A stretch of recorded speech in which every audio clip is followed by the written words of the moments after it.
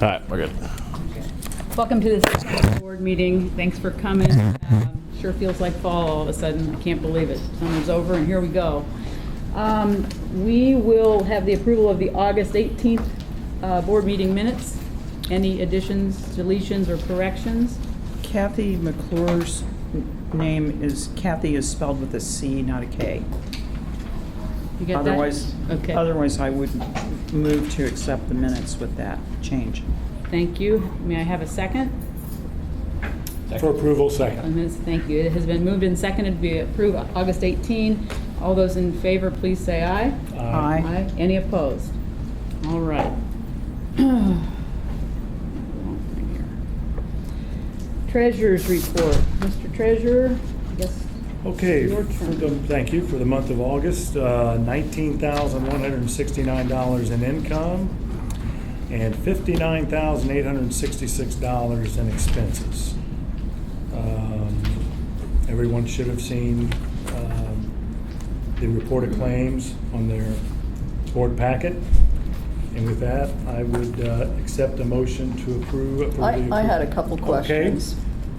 Yes, Okay. sorry about that. That's all right. On the balance sheet, I did have a question because, well, I'll ask this when you get to the CD thing. But on the consulting engineers, I think we spent like $33,000 so far. And in the payables, we got like $13,000 sitting there. So do we have any idea, like part of this goes toward when you look at the budget and you look at where we're at and where do we think we'll be? I mean, part of it goes, I guess I'm asking like where will we be? I think we have 50,000. As far as engineering consulting, we're right about the end of the contract, Okay. which was at 45, I believe, right in there. Okay. Okay. So we're not expecting anything more on that. No, we're within just a couple thousand of Okay. finishing the contract. So. And then, did I read this right? Is riprap erosion, do we only have we only spent like $795 and we budgeted $14,000 or? Yeah, we've only last done year? one private riprap job. We got 3 lined up for the next couple weeks. So that really only gets spent when we do private work of riprapping, which we're just getting into. Okay. So if you look at the bottom line net income, like last year it was like 21,000, this year it's like 41,000 like year to date. So it looks to me like that's what I was looking at was the fluctuations. And one thing is the weed treatment, that's like down $20,000. Oh, yeah, that was a great Is that year. a timing thing? Or That was because we're we not had gonna spend such it? late rains, so we were so muddy early on. So it was a really low year for a wheat bill. And then actually last year we did riprap and private work at the beginning of the season. This year we're doing it at the end, which is why that income is kind of flopped from the springtime into the fall time. But yeah, it's just been a great year for vegetation with all the rain we had early on. It was real muddy, so it really just, the growing season started much, much later. I don't know, when I swim around my dock, I feel an awful lot of it, but maybe I'm supposed to. Okay, that's all I had, Mike. Thank you. Okay. Could I ask Mike who had checked it? Is Kristen Hetland? Just says other. That was the logo design reimbursement. Oh, got it. Okay, thanks. Okay. Didn't recognize it. We did have expenses for the private dredger and the assistant dredger for private work for the month of August. Is that? That was the Russ Herndon job. Okay, so addition to still, Chitwood. and so the total Russ Herndon job brought in $1,295.31. The reason, Yeah, it does, yeah. I think okay, it was, yeah. so Yeah. when we go over our fees and things like that, I kind of want to look at that to see how our fees are being. Okay, thank you. All right. So go back and get an approval for the vouchers for the month of August. I'll make that motion, Mike. Okay. I'll second. Okay, motion made and seconded. Any discussion? All in favor signify by saying aye. Aye. Opposed, same sign. Okay, I guess we have a general fund CD renewal number 371016938 in the amount of, what was that? I gotta bring up my packet. 10765. 10 cents. Are you saying 10,000? 10,765. So what sits on the balance sheet, we've got that account 1030 CDs general fund, $116,000 in total. So that's like 8 all or of it. 10 small CDs? Yeah, Just we've buy been them in in the- $10,000 increments? Yeah, we actually have a few large ones. We've been over the past couple of years trying to consolidate them. There used to historically, I think at one point, like 12 to 15 different CDs. So we've been trying to consolidate them between the general funds and then our cumulative maintenance funds. And are those all held at the same bank, or? Yes, I believe we're required as a government agency to keep everything at the same bank. Oh, so we don't have to worry about FDIC requirements or anything being over having more than $250,000 at any one bank? Might be something you look into, Yeah. because I'd be surprised, but, so they're all at People's? Yeah, With all the People's, rest of yeah, our yeah. money? So do we want to renew that CD, that $10,000 CD at People's Bank? Information was in your board packet. Recommending 24 months is the At 2.5. 2.5%. I'm getting there. Okay.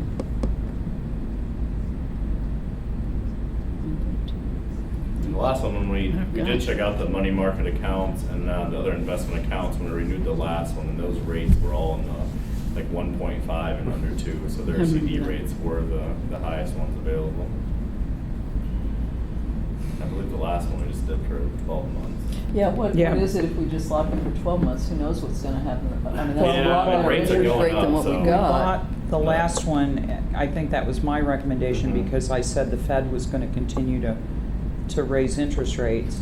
So you That's said why do we did 12 12 months. Yeah, that's only But, a quarter of a percent. you know, so 2.25 versus 2.5, I don't know, Yeah, I'd say 12. 12? 12 months, I would yeah. too. Yeah, I Okay. agree.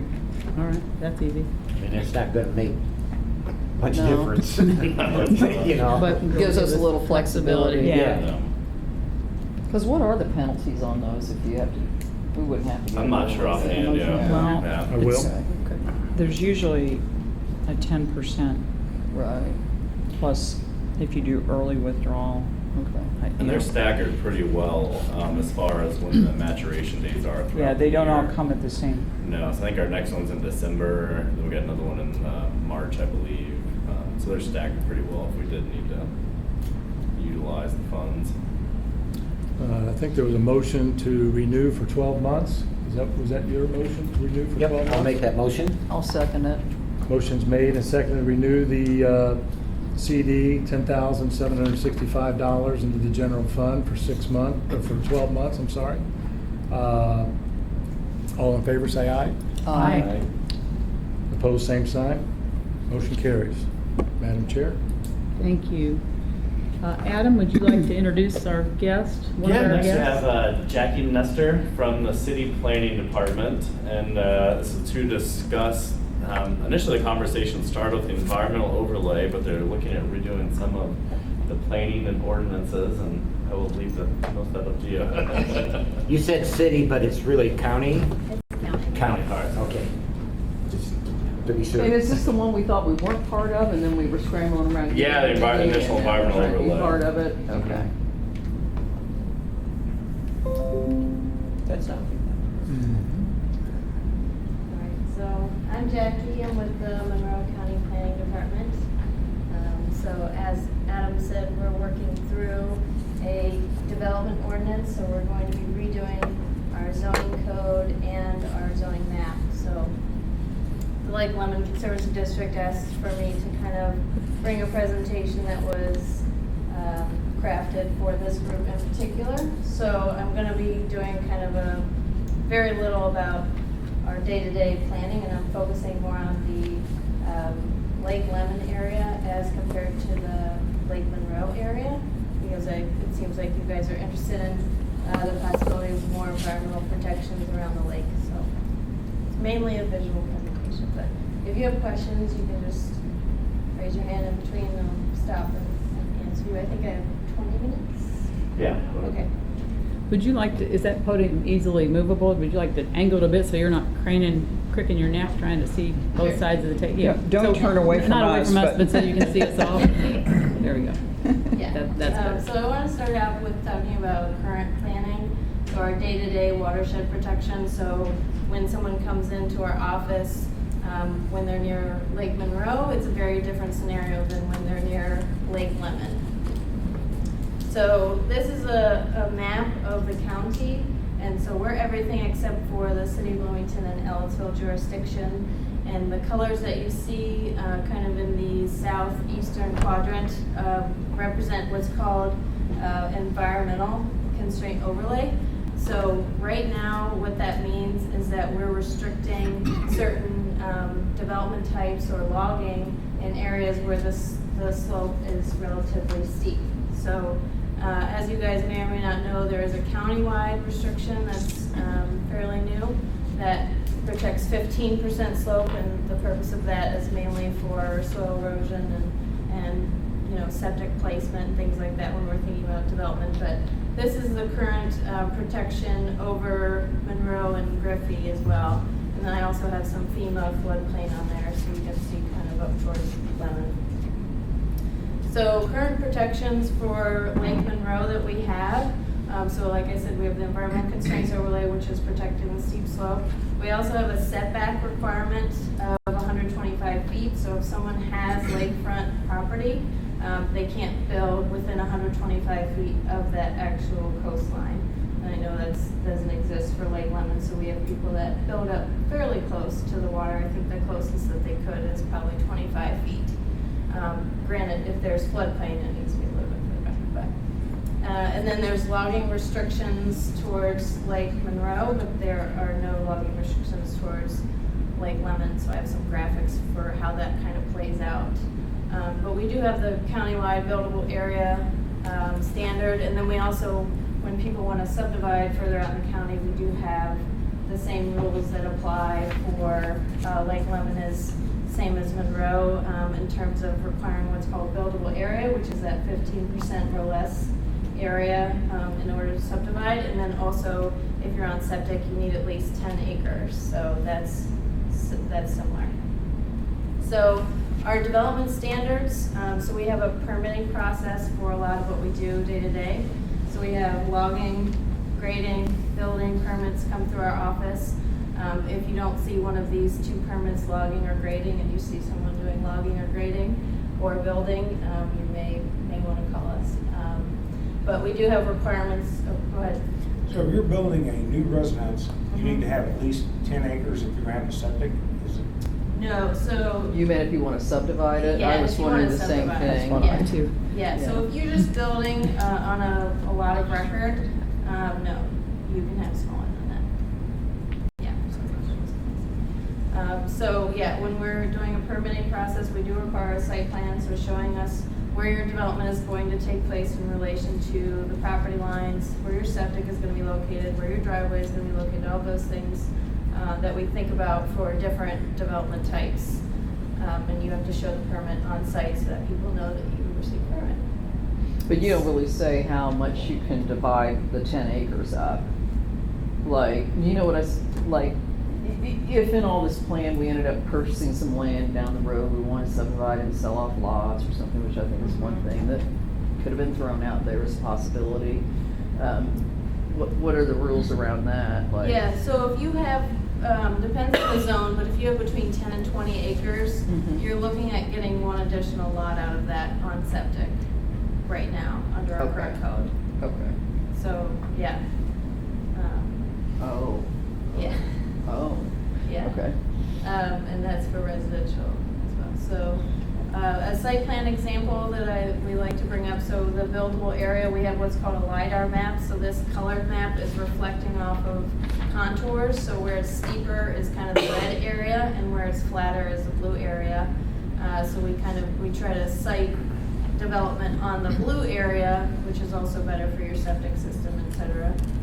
Enough that there's enough, drainage. You're not completely flat, but it's relatively flat. So that's our buildable area, kind of in a visual there. So that's exclusive of property lines, easements, floodplains, slope, karst or sinkhole area, which you guys are too concerned about near Lemon.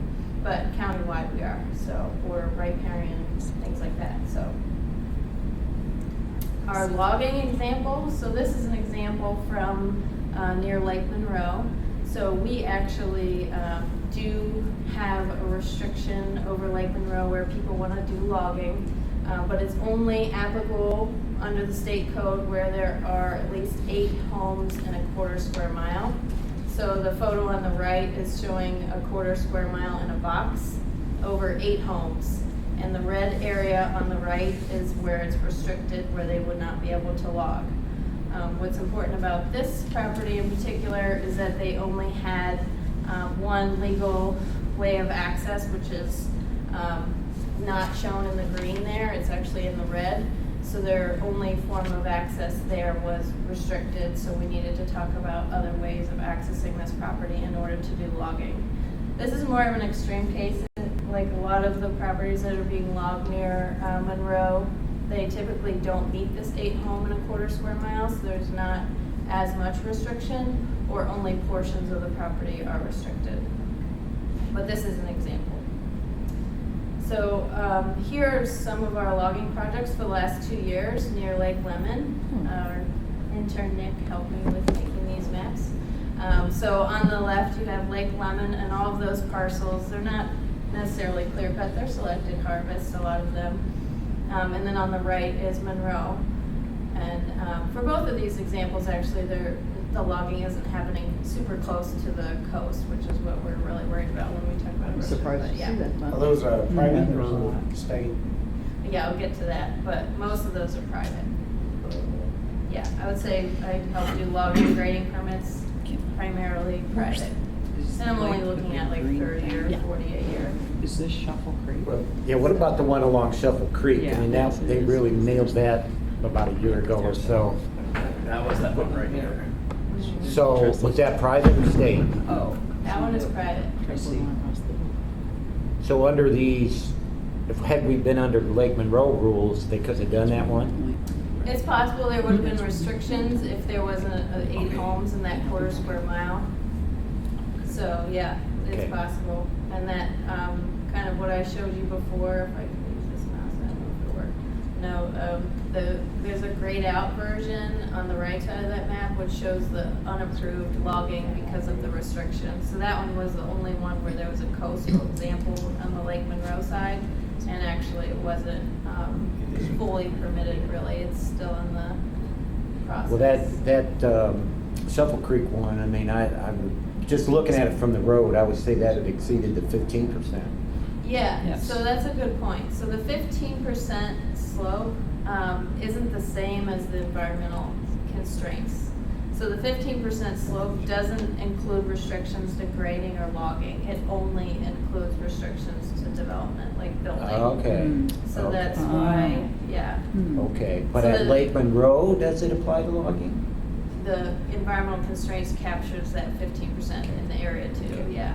So Alright. the area 1, which is the 12%, which is the closest part to the lake, and I should explain what 12% is. So that's a 6-foot drop and a 50-foot distance is how you would measure a 12% slope.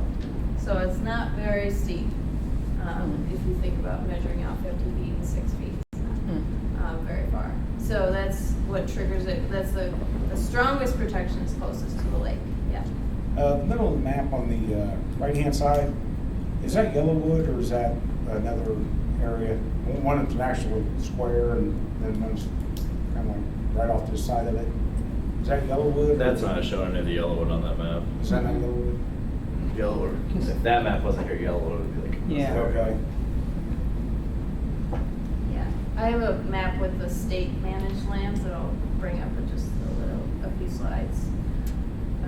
So we have zones, we have 41 zones in the county, but close to Lake Lemon, you have, around the coast, you have primarily a suburban residential zone, which actually allows for a minimum lot size of anywhere between 0 and 1 acre.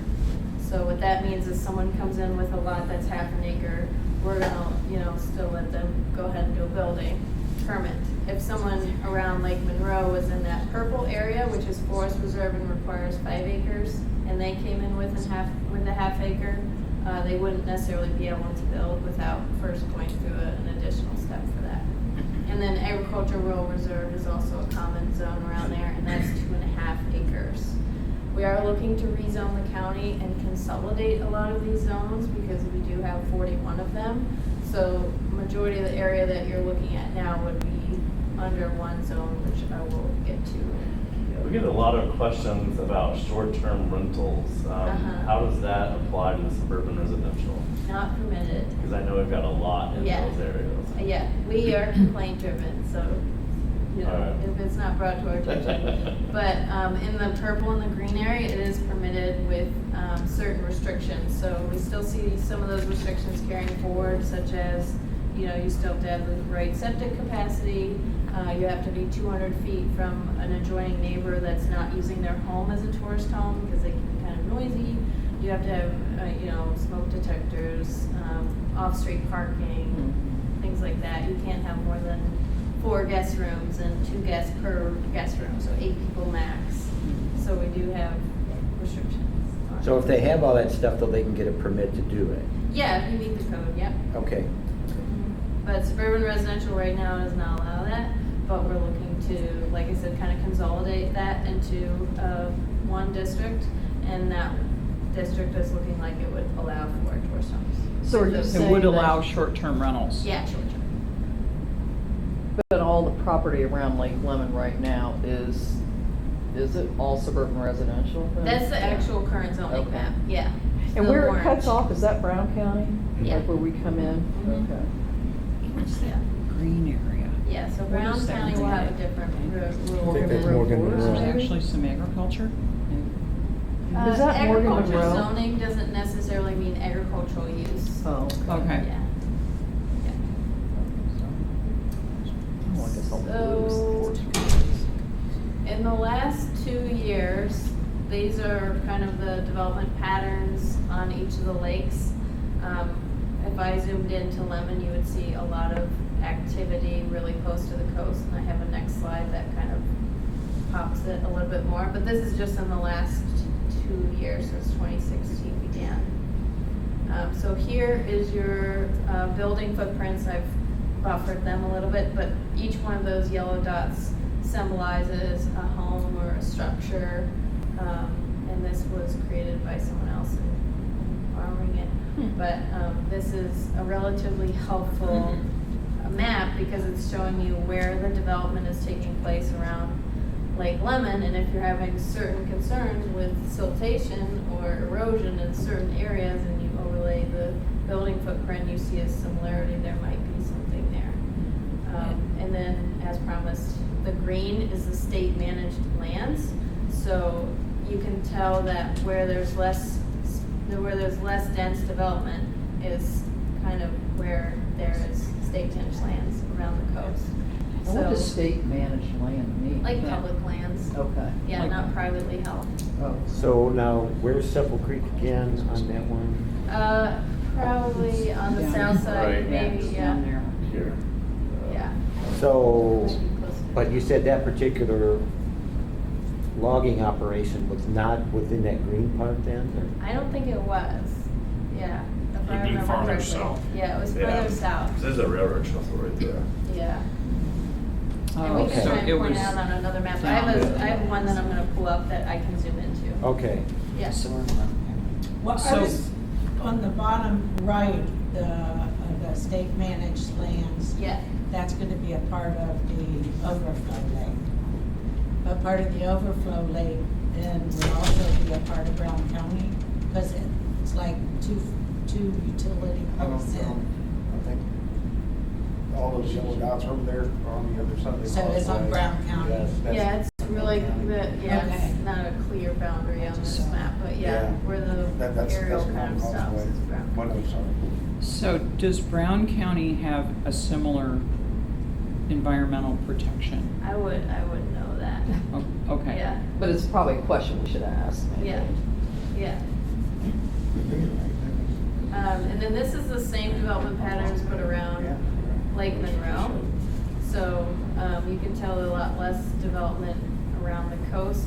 And then where there is development around the coast, notably in the northeast quadrant up there, that area is on sewer, not septic. So one of the big things that we have around Lake Lemon is that we still have a few people, by a few I mean probably around 400 on holding tanks or septic sites that are less than desirably working. And so that's a big issue for water quality. When you think about having, there are some septic sites that are in the floodplain, there are some septic sites that aren't working or they've been abandoned, things like that. Those are things that we think about when we go and do water quality testing. Which we did water quality testing at the end of 2016. We're working on kind of getting that report together as compared to our previous one. Did You mean say we don't 400? have that report from 2016? Our office is working on, it's kind of a internal report that we're hoping to put out, but we did do, our office alone did water quality testing in certain sites and certain watersheds. And so we do have some of that data, but it hasn't been completely formalized. How does that coordinate with the water testing that we got done and reported on to us in June or whenever? That was for last year's. We, essentially for that one, there's like 4 or 5 spots But it's not the around. county, it's like. No, yeah, that somebody we're we required get. in our contract to do Uh-huh. the water testing for that, which is full spectrum. So I'm assuming you guys are looking more like the Ebola. Yeah, yeah. So do you guys have a plan for this septic issue?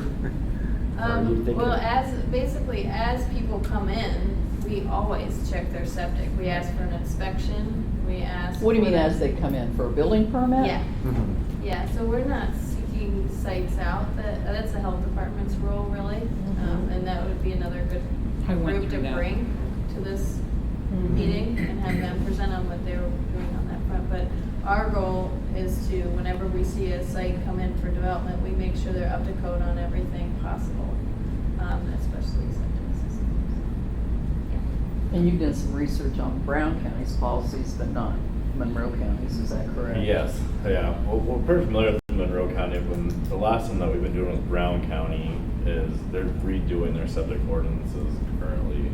So they're in the process of that. And then one good thing that came out of that is actually I think the state is just about capable of being able to tell fecal coliform from human versus livestock. And they actually said we can submit samples through the health departments to get results for that, which I think will be pretty critical and looking for areas that are potentially human driven rather than livestock driven. But when did you say, you said that's an internal report? Is it gonna be made available to us or is something? Yeah, we can make Okay. that available once, we're hoping to put it on the website when it's ready. Okay. But we had a previous intern working on it and some of the GIS just didn't really work out correctly, so we're kind of working on fixing that. And this is Lake Monroe with the state managed lands, so you can see that they have a lot more state managed land, or public lands, I should say, closer to the lake, so that also impacts the development around the lake. So, for the county development ordinance, I don't know how much time I have left, probably not a lot. If you have time, we may have to just limit questions a little bit. Okay, so our website for the county development ordinance, which is important, is monroecdo.com. And when you go to that website, you can, on the maps tab, we actually have overlaid this map onto a Google map. So you can actually zoom in to a specific property, and I have it on my phone if anyone wants to see what their specific property would be zoned. But it's most likely going to be N3, which is all that's surrounding Lemon and Monroe. A lot of that will be N3 for privately held lands. The dark green is the state or the public lands. So open space is what we have it. We're not sure if that's really going to stay as a designation long-term, but it's something kind of visually nice to put in here. So we'll consolidate from 41 zones to 12. And that timeline is 2019. So that means that now is the opportunity to talk about code as well as zone. And the city is going through the same process. So I just had some ideas I was just going to throw out there for the Lake Lemon Conservancy District Board. If there's an interest in adding watershed protection over Lake Lemon, to have those best practices around logging, development, have an additional restriction around the lake for protection closer to the lake, and that setback requirement, if that's a concern or an issue for you guys. And then having a conversation about lot size, lot width requirements, because I know we're going from a relatively smaller zoning size, suburban residential, to what could be less dense design. But we're working on a kind of a grandfathering, if you will. So if you have a legal lot in 2018 and we move to a new code in 2019, you still are going to have the same rights to use that land. But just in the future, we don't want to keep encouraging small lot development where we don't have infrastructure and capabilities to do that. So, ideas on how the board itself could contribute to the CDO. We're working through draft ordinances, chapter by chapter, having you guys take a look at some of that ordinance language and giving us some feedback. What do you like? What do you not like? We also have on our website a public input page where, as you think of ideas or things that you'd like to see, you can also put that on our website. And then some relationship building, kind of ideas for like an MOU between the city, us, and Lake Lemon Conservancy District. And then dialogue for long-range planning and implementation for, you know, your future plans of how you're going to make Lake Lemon sustainable long-term. And if that includes land changes or things like that, we'd like to work with you on that.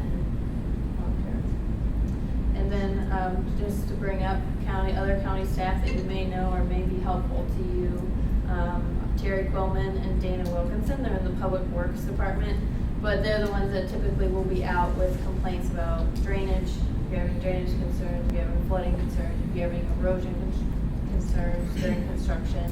Those are good people to keep in mind. So that's all that I have. Okay, so the rules for Lake Lemon are different than they are for Lake Monroe and Griffey. Now, in talking with Jason Eakin from your office, it was his recollection that the Conservancy District at the time didn't want to take part, which we all were kind of shocked to hear that. Yeah. Do you know much about that history? Was there other issues going on then that maybe we should know about, or? Yeah, no, that's a good point. So I was talking with him right before coming here because he has been there at the county many more years than I have. But he said that, so when our code was adopted in 1997, it included protections over Griffey and Monroe. And then I think early 2000s, there was a discussion about Lemon also buying into the watershed protection or the environmental constraints. And I think the conversation was something like, we'll need the Lake Lemon Conservancy District's buy-in in order for us to take this forward, because there's going to be pushback. And then no one took it forward. So I don't know if there wasn't buy-in at the time, but yeah, it didn't go anywhere. But we had all the maps ready, all the GIS and everything. The draft ordinance as soon as we have it ready. Yeah. Yeah. So when you say buy-in, you mean board resolution? Or is Yeah, there- like partnership and Okay. buy-in in terms of if we put this out, can people in the Lake Lemon area come to you guys as well and talk about it and have discussions? Because when we originally did the buildable area and some of our other regulations like the subdividing on septic, we get a lot of pushback. And if we don't have buy-in from some of our community partners, then we start to, wonder if it's the right direction or things like that. But I think under the CDO, we're really hoping to have some sort of protection. We already kind of do have that under the 15% slope, and maybe we'll just see that kind of closing that loophole, the 15% slope, to also include some logging and other disturbance as well, not just development. So that's about the 15% slope. So what can we do as a board to keep this active, to at least look into it? Do we have a motion maybe or have it go to the strategic planning committee, or how should we do this? God, need it. No, please. We don't need it. I just want to keep it Well, alive. it's a great question, yeah. To me, Yeah. I'm concerned because there are 3 lakes in the county, 3 major ones, and 2 of them have better protection than we do, and Yeah. we obviously need it. Right. And- Well, and I, you know, all joking aside, I would say that I would agree that being involved and learning more about this would, given what we're trying to do to sustain the lake, this only makes sense. You're right, I To get, agree, I totally to agree. get more active in this process. Being- I think I'm that, sorry. I think the one thing, and I asked the question about Brown County is, you know, the lake is half in Brown County, so, we Is it kinda. really half? How much Well, I is don't know it in if it's Brown half, County? but- It's a small. No, but it's all coming this smaller way. But, based on yeah, the map. exactly. It's a little.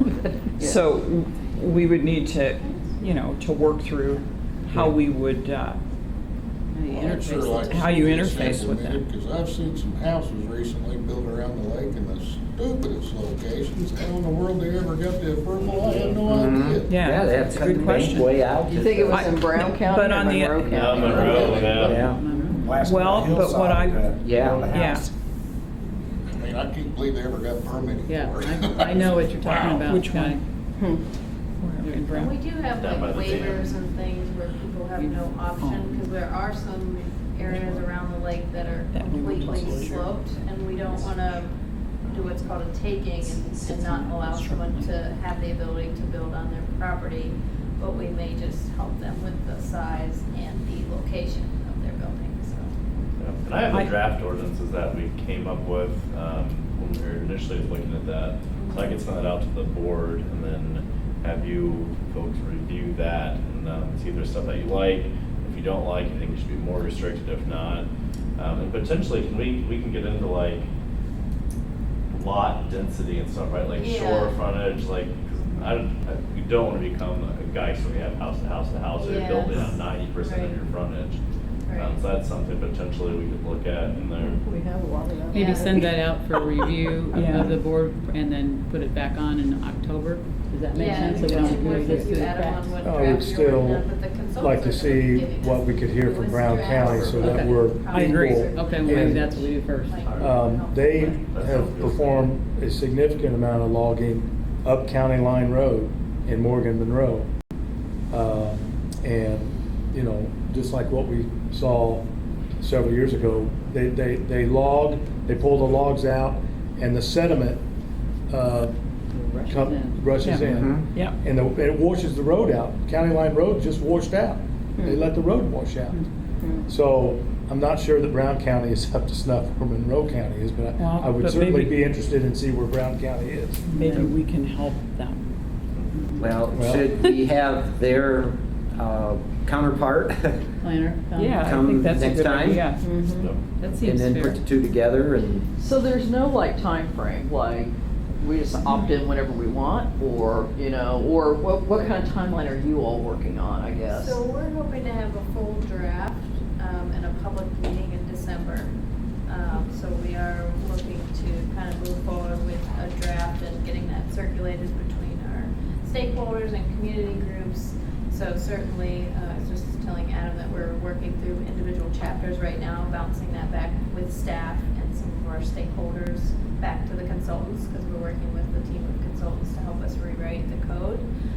The zoning map, as soon as possible, I pulled it up on our CDO.com website, MonroeCDO.com website. Zoom into your property, let us know if, you have concerns about the zone, or if you think the zone is okay. Right now, we're looking at just a rural preserve zone, but those are the things that we're kind of taking right now. As the zone changes, we want to make sure we get those as soon as possible, or talk to you individually about what your concerns are for your property, or what you want to be able to do in the future, things like that. Those are important conversations to have right now. In terms of the ordinance, full draft by December, and then adoption by spring of 2019. So it sounds like maybe we need to do some things in tandem as we start to. soon, because, we don't need December, right? And- No, we do. November. It's November. We We don't. don't need okay. November. Well, but still, okay, so Yeah, then we. still. But we may want to have these things go, these efforts go along. Yeah, because this on is our chance. Parallel tracks. You Yeah. know. Yeah. Were you around when they drained Griffey? And were you around for that process? She's right, I'm relatively new to Okay. Bloomington, Just curious. so, yeah. That was what, 3 years? something like that. Yeah, they have to redo their dam. Yeah, Yeah. yeah. So the consultant, just so I'm clear, your consultants are gonna make recommendations to you, right? And will it include all of Monroe County? So you're gonna include Lake Lemon, you're gonna have Yeah. some recommendations on Lake Lemon? Yeah. Okay, Yeah. So so we're not like out of it No, right you now. guys will be Okay. able to respond to something, and Okay. hopefully it's not in a way that everyone has to be masters at plant language or anything. You just look at it, and I think you'll be able to, we're trying to make it really visual and Okay. easy to read and stuff, so you guys can look at it. And relative to building permits, I Uh-huh. can speak from personal experience. Yeah. In 2016, I had a project to enlarge my home. Uh-huh. And the first people that I had to deal with were the health department Mhm. to do an inspection of my septic Right. to ensure that it was large enough Right. and that it was in proper working order. So I think, you know, as far as that goes, Mhm. those, if you pull a building permit, you're The gonna. new property is gonna be that Right. way, Yeah. but, and even when we bought our place in '05, we Well, had it mine was all not inspected. new property, Yeah. Deb. Mine was not new property. Right, but It if you're was gonna an do any add-on. work, but we have a lot of existing places that haven't pulled permits probably for a long time. Right, you but know. the place where I think we would have a lot of interest is on this issue on logging. Mhm. So, Yeah, if you can send me like the current draft ones, I'll get that out to the board and. And can we get your PowerPoint? I Yeah. think that was Yeah. a really good job It was of great. explaining the situation. I appreciate you taking the time to put that together, but it I just We don't want to add, mind all in this. Brown County, I had Yeah, a it's front on porch the desktop. put on my house. Health department came out and looked at my septic. Just For the front really, porch. did they Yes, think you were yes, gonna they put a did. bathroom out there, Vince? Yes, they did. And we got questioned, you know, do you do laundry here? Do you live here full time? We got run through the ringer for a front porch. For a front Right. porch. Wow, okay, well, that's good to Yeah. know. That tells you that the They, system they has were, they were been, worried if we were gonna hit a finger, they were concerned. that tells you the system has been Yeah. pushed, I would say, and they're on high alert now, but we appreciate your expertise and time and giving us something to think about. I think we should push forward with looking at the Brown County side of things and then see if we can figure out a way to connect the dots. Does that make sense? Yep, nice Yeah. job. Yeah, thank you, Yeah, Jack. thank I Thank have you, business Jack. cards if you guys are, No. always kind of waiting. Thank you. Thank you. Jackie, we won't think you rude if you'd like to exit early and. Oh, Yeah, she's you don't- leaving, she never Yeah, stopped. We always give you a pass. Thank you. Thank you. All right, next up on the agenda is sediment management report. We have with us Sam Robertson from Shrewsbury. And Sam, we're very glad to have you here to answer some questions. Perfect, thank you. Now that we're getting to the nuts and bolts of things. I don't know if that's an engineering term, but Yeah, it is. Water and sludge. water and sludge, yeah. Nuts and bolts sounded more something. Well, that was a pretty interesting presentation. It was kind of Considering what leads we're into working this on. really well, yeah. Absolutely. So we've been looking at the sediment in Lake Lemon, but even in the Brown County, the eastern end where it's accumulating, and you're really seeing it above the water, but it's probably accumulating under the water in all areas. It's just starting to form in those areas. This is one of the first pictures one of the first days we were out there actually. And we took this picture. Is this High Point Iron? Is it what's called? That's Solomon Point. Solomon's Point. Ellis. Ellis Point. Ellis Point. Ellis Point. Solomon, or Ellis Point. But you can see the sandbar that's kind of formed there.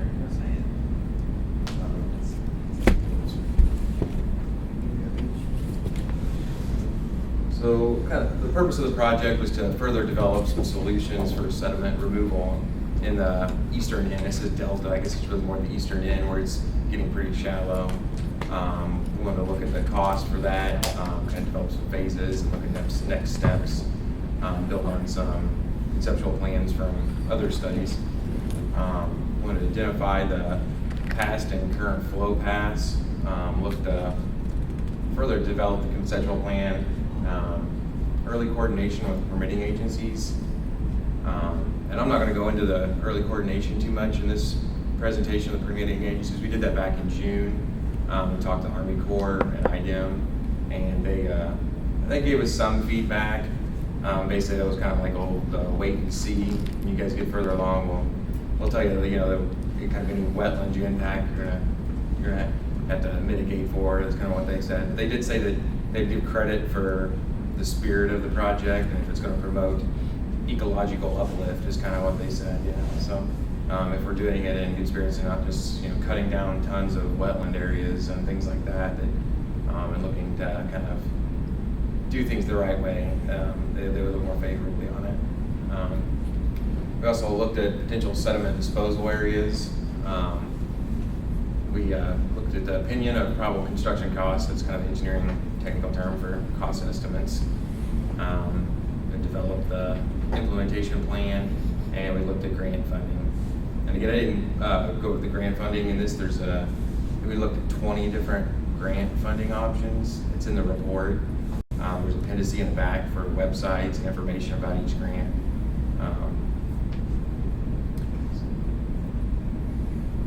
Some quick facts. You guys probably all know that the lake was built in the mid 1950s.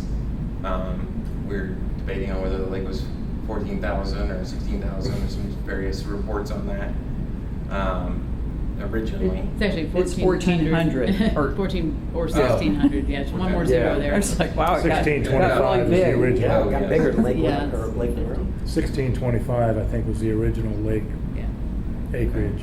And then anywhere from close to 100 to 10%. 150 acres as kind of lost of the surface water area, all in the east end, well, most on the east end.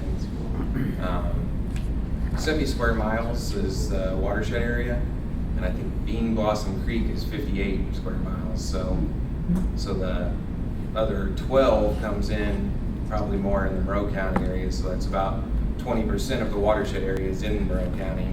Kind of like we said, piggyback on that report or the presentation before. So that 20% is coming in Monroe County. 80% of your area that drains into the lake is coming from Brown County.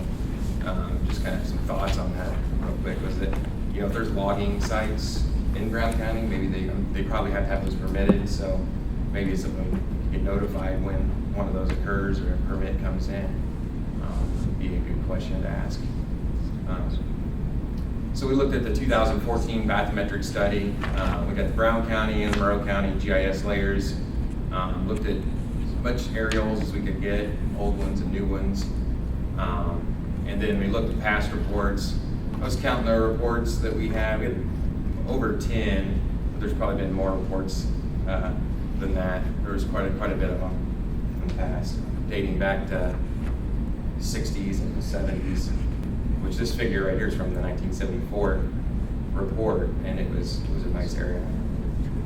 Really kind of shows the area that used to be open water out there. The figure on the left is a USGS map, quad maps we call it, quadrangle map, and then 2016 aerial on the right kind of shows that the green line, or the green, yellow, orange lines, red lines. Over on the right, we looked at kind of different historical aerials and projected, just kind of estimated, looking at those different aerials where the surface was at, on the water surface was at on those different times. So the green's 1955, the yellow is 67, orange is 98, and then the red is 2016. When you see from that very first picture we look at, it's actually further than that now. The sandbar that's been forming out on the delta there more. There's estimates for siltations from 10 to 40,000 cubic yards per year. And that really varies on how much rain you get, because most of the sediment comes in 90% of the rain events. 90% of the sediment comes in about 10% of the rain events. So the really large rain events is when sediment gets washed into the lake. But again, what does this show? This is a progression of what? Like Sediment. The delta sediment that was formation over the gathered? years. Okay, Yeah. and how So- far out into the lake? Yeah, it's so the going? green line's like the Right. 1955, Right. where the Where water we surface used to be, started, yeah. Yeah. And then, yellows is kind of moving out there a little bit. It's approximation. Some of the land was there early on, and then others Right. kind of filled in around some of the stuff that was sticking out. But you really see the red, I mean, it's kind of in the last 20 years, you're getting a lot. I mean, it's probably the first 20 or 30 years, a lot of it was probably underwater forming, and then now you're starting to see it above the water and right near the water, you know. So probably took a little bit of time to get that kind of built up. So, and we've looked some of the reports. They've noted the highly erodible soils, stream bank erosion, but it's also the steep slopes in Brown County as well. So. One of the things we looked at was the kind of historical flow paths. This is one of the figures in the report. You can see there's the magenta line, the pink line, and then the purple line. The purple line is kind of the historical flow paths. A lot of those paths aren't good anymore. They're still there. They're just pretty much silverhead at this point.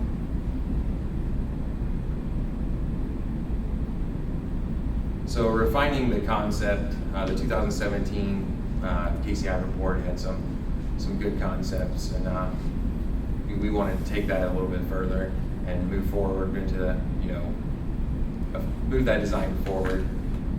So we kind of worked with the Lake Health Task Group and Adam, and kind of defining those areas where we needed to dredge at, where other improvements could be in the disposal areas for consideration.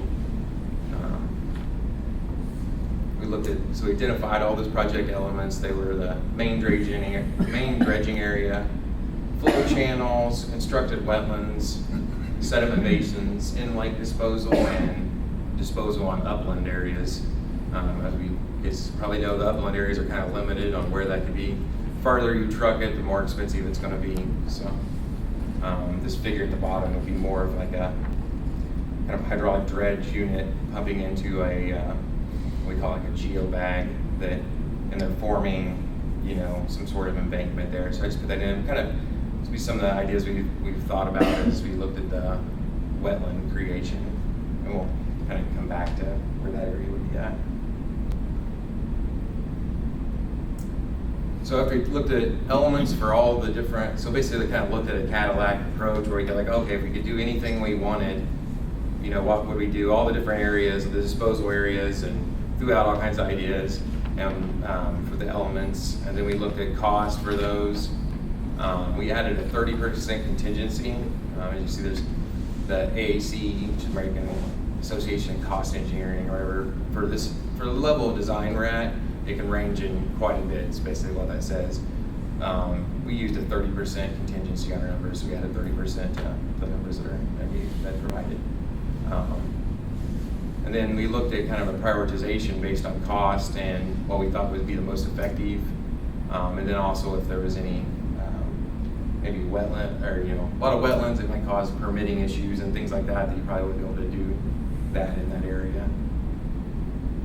So we came up with this overall map of different elements. It's quite a bit. There's 23 little things on here, little elements. The black area is basically the black area on the left with that hatch. It shows in the legend there, but that's the dredging area that we feel like it needs to be dredged, where it's getting pretty shallow.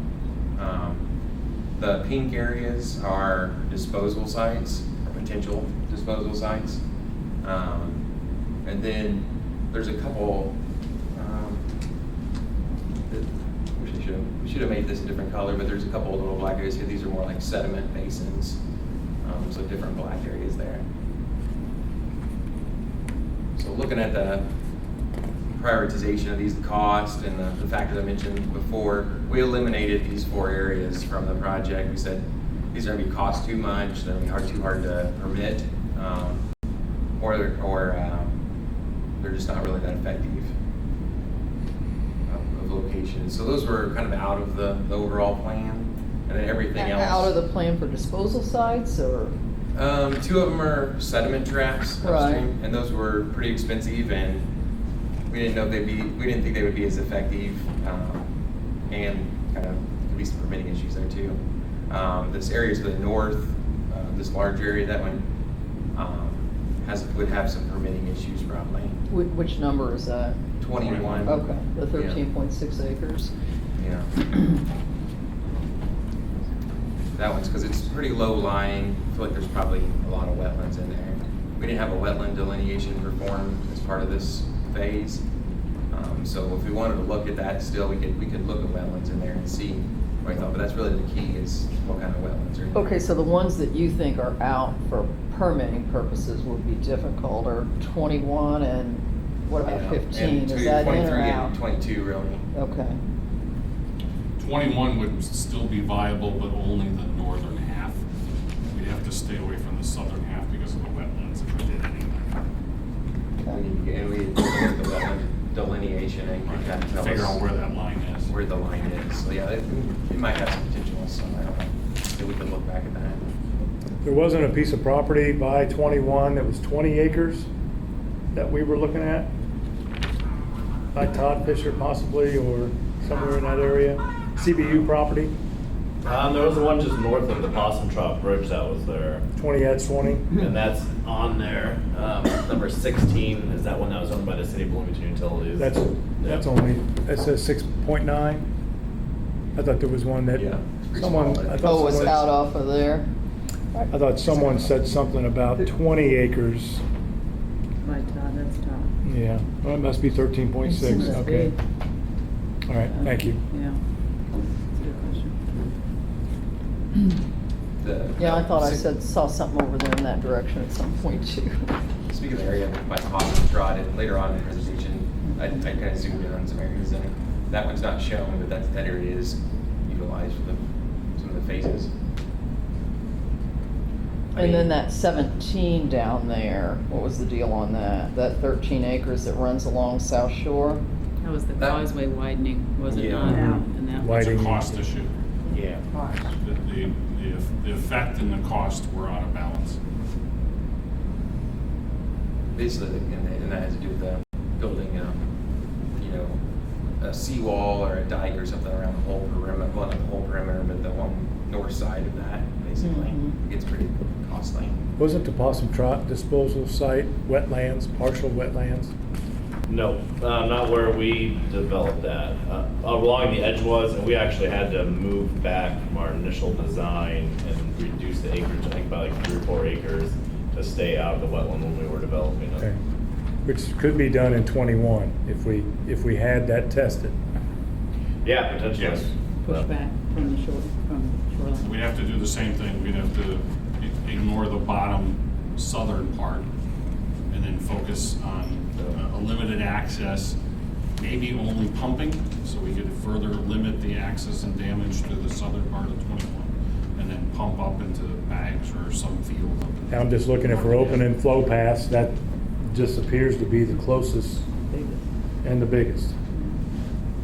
Right, I mean, after those areas are eliminated, you're pretty much looking at all the purple areas remaining to fill, to have enough area to put all the area that you're dredging at. Our calculations, we estimate about 500,000 cubic yards of material, so you need a lot of places to put that much material.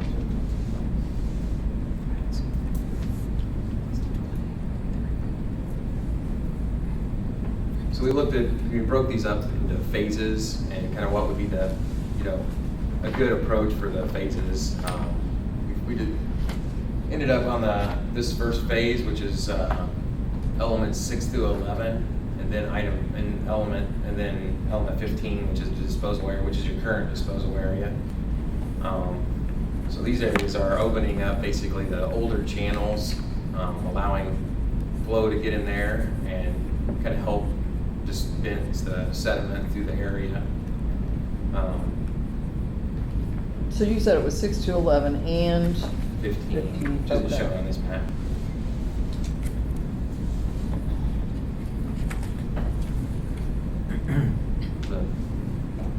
The probable construction cost for this was $1 million. Something that would take minimal design, and you could do it under your current permit, which is a maintenance permit. These are patch channels. So those could be done at a sooner timeline in 2019 or 2020. And as I mentioned, this would be disposed disposed kind of in North Shore Drive existing disposal area. And how much sediment do you think that would trap? Because I think at some place somebody said 65 to 80%. Right, yeah. So- It should, yeah, 80% is kind of the standard on what these kind of measures will do of the flow that gets into them, so. That's with the berm as well, right? Building the berm out to, No, that's what I was Right. wondering, what's that additional get you? If you get 80% here, then what's the extra 2 million to build that berm get you? That's kind of the question I was after. Well, I Another think that 5%. it's kind of what really gets into those areas, so if it's flow bypassing these areas, you're not, that 80% is probably only for what gets in there, so. It's gonna help. Clarify that. Yeah, can I you didn't explain understand that a what you I think, said. so like, say you have a sediment pond on a site, and you got Uh-huh. flow coming into it, I think that's 80% numbers based on how much flow is going in, so like, if there's flow, working its way through wetlands over here, it's probably, that's not, they're gonna trap 80% of that sediment over there. This flow is gonna distribute across the area, so. So, I know you don't have a crystal ball, but so what are you saying about stopping, if all the stuff is coming in, most of it from Bean Blossom Creek, and it's coming there, and you're doing that phase 1, how much are we gonna stop from coming into the lake? Right. Is that the 65 to 80? Because that's what I had. Yeah, no, I interpreted. I think that 80% would be high for overall amount of sediment coming in, personally. And it would really probably take a detailed like sediment transport model to get like exact numbers or even get a better estimation on it, because it's really kind of a. Because it all leads to it's the not- cost benefit, I Right. mean, in my mind. Right. Well, it's pretty hard to say, without doing some really detailed modeling on it, like how much sediment you're going to be trapping, without like kind of modeling the geometry and having it in a flow model with rain events and things like that. Is that something you guys do? Yeah, it's something we could do. So, yeah. Sounds like an incredible science fair project. Right. It's yeah. But Well, I'm just wondering, if It you would look at probably the cost. whole It would situation. probably cost more than this phase did, I would say, Mhm. just to do that. Mhm. Yeah. So in general, would the approach be to, if we decide this is the prudent phase 1, then you're going to have data in the first minute, but in the first 6 months, and then you're going to see what you trap, right? And catalog that, and use that as kind of your, Would you Right. do that? that's Is your that- info. Well, I'm kind of thinking of how you would track it. Well, it's a question I wish Well, we're talking Michael about was going back to here. clean I things think out it would again. be, your best thing would be looking at, is your sandbar getting larger after a rain event? Did it get, did it rain and get Sure. a large event, and did you see a lot more, delta formation, or has it kind of subsided? Well, I guess my understanding too was that we might be going back to re-clean these channels out once we've opened them up. So I guess I'm thinking data from that kind of Right. clean out, how many cubic yards did you take out of that new channel after 2 years? Right, And that measure becomes the your depths of those. database, Yeah. albeit it would be better to know at this moment. I guess that's The kind of. tough part is we don't have historical sediment loading data. To be able to see an actual, so sediment loading is just how much sediment is in the current flow. So to really get a pretty precise estimate of how much is actually trapped, we would really need to monitor through flow stations in the creek at the mouth, Okay. the delta there, Got it. for probably a full season at least. To look at the different seasonality, if you were to have something to compare it to, then you could go back and say, all right, we were having these type of numbers. Now, after this, during high flow events, we have these other type of numbers, but we don't have historical data on that. So it's gonna be tough to get an exact. Do you have a lot of other lakes you've worked with and then you've measured this, or like, what is your recommendation on that? Because I'll just some of the questions that Michael presented, and I think that you've seen them, really are a lot about proven results, outcomes, Right. how do we measure our success, that kind of thing. Right.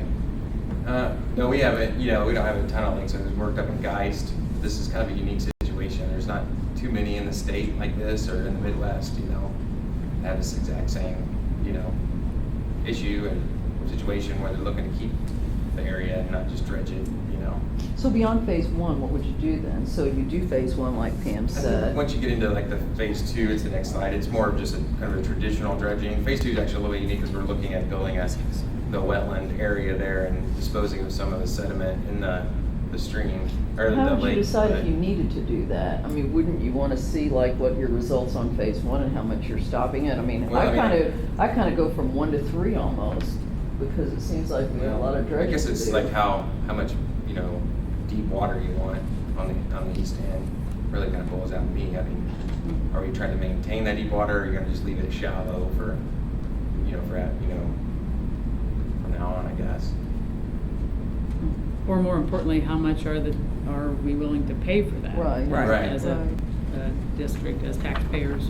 I mean, really, this is just as kind of starter phase for the overall project on this, just to kind of jump in, is about 7.7 million. Right.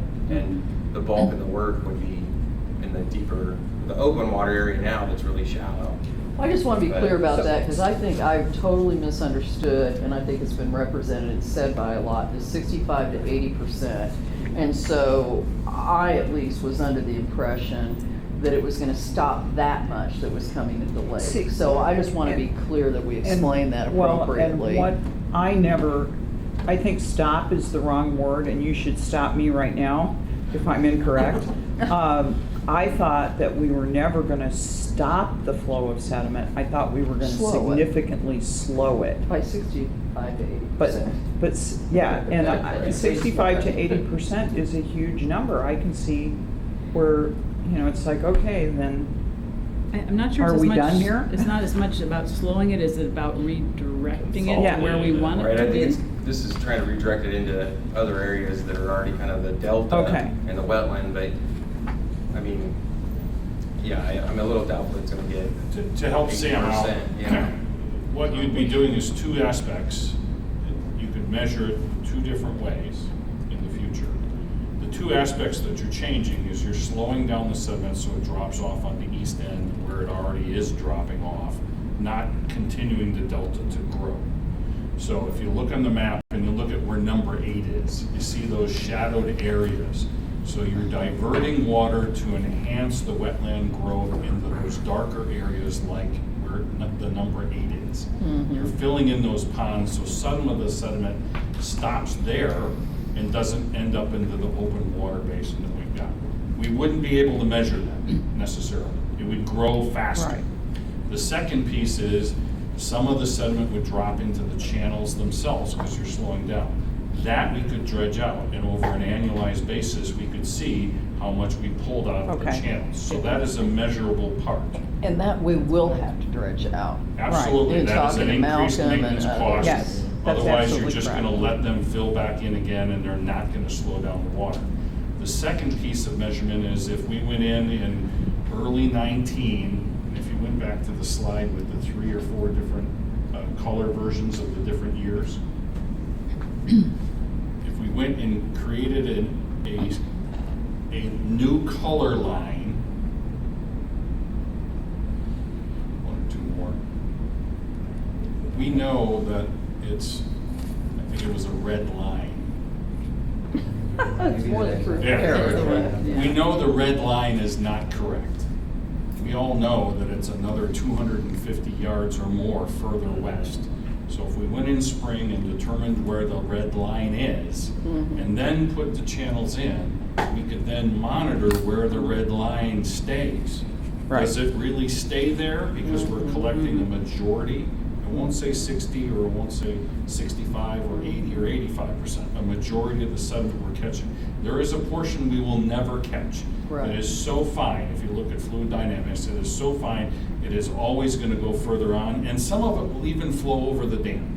Right. Some of it, we see flows to the far west end, and every property owner sees when the lake level goes up, it lands on your docks. But it's only a finite thin amount. We can't catch that either. It's gonna continue to fill the west basin always. But we can catch a majority of the sediment by parts of phase 1. And it can be managed by what we dredge out of the channels, and it can be managed and monitored by where the red line is, to answer, sorry to jump into your piece, but to answer your question of how do we manage it, Right. those are 2 aspects that we can. One of the next steps would be getting a bathymetric study, so we'd be able to identify that area that's above water, and then Right. take a look at that. And as 60 well. to 80% really comes into a lot of the engineered and constructed wetlands, and look where temperature have resulted in 60 to 80 filtration range. Yeah. Phase one, I mean, is initially we're consolidating an area where it's already land to try to trap a majority, hopefully, in the area. The other thing I wanted to point out is that it's building, Vents. like opening those channels up was not just to solve the problem by itself. Those were to redirect flow into the existing delta area that is already filled in and never going to get it back. So you want to keep that sediment in there and not let it go out in the lake. So it's kind of, those are good starts. We think they'll reduce it some, but it's going to be once you have the other areas that are shown that will help kind of hold that water back and distribute it through that like finger system in the lake. So Vince, you've been so Now, patient. 3 years ago or 5 years ago, we gave permission for IU to come out and measure the delta.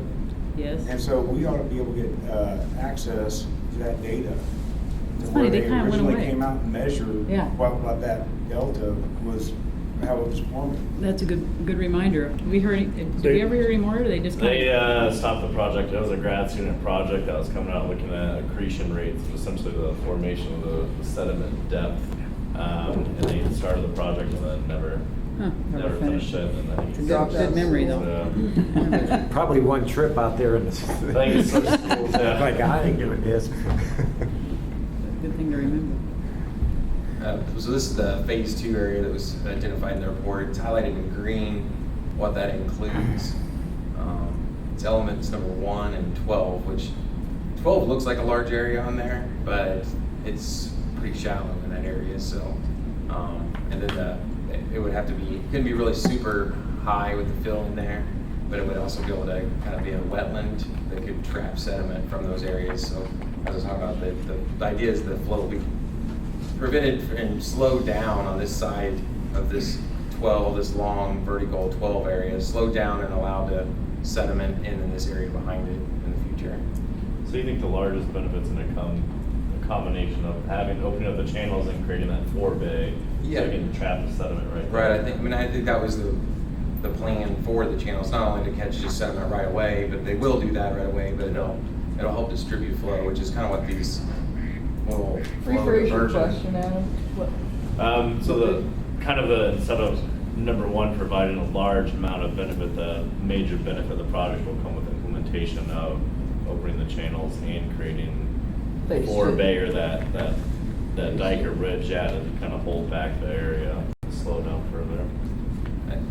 Yeah, and so with that being said, I mean, the 12 there has really kind of been what we've talked about in the beginning as far as, looking at slowing down sediment, the last line of defense for the lake and keeping everything to the east of that in the future. And if you didn't want to dredge all the black area, you could take that where it says 1, and that could be distributed however you want to dredge it. Which there may actually, we've got a little bit of discussions on this, that 1, it might be better to dredge closer to the 12 or something like that. So this is a preliminary, very preliminary design. So my rather naive question, not being an engineer or anything, was looking at 65-80% of phase 1, why we need to do phase 2, and it's like, I mean, and Pam has so rightly tried to refocus me back on starting somewhere, but I am really worried and concerned about if we do 1, then what do we measure, and when would we need to go to 2? Like how, how urgent is it, and how do we get there? That's what bothers me. Like I said, I think it'll trap a lot that goes into those channels, but it's not going to trap all of it. So I think it's a matter of time, we get plant life on the delta, and then it becomes wetland. Thank you. Yeah. Mm-hmm. Kevin, did you have a question? I missed you. Yeah, so the western edge of 12, are you going to build a physical structure there? Is that? Mm-hmm. yeah, that would be. Could you remind me? I think I've heard this once, but remind me. Yeah, that'd be it. So that's just across the whole opening of the lake. Right, and that I did mention that the blue line. It's kind of hard to see. There's a blue line dividing the black area and the green area. That's the maintenance line right now.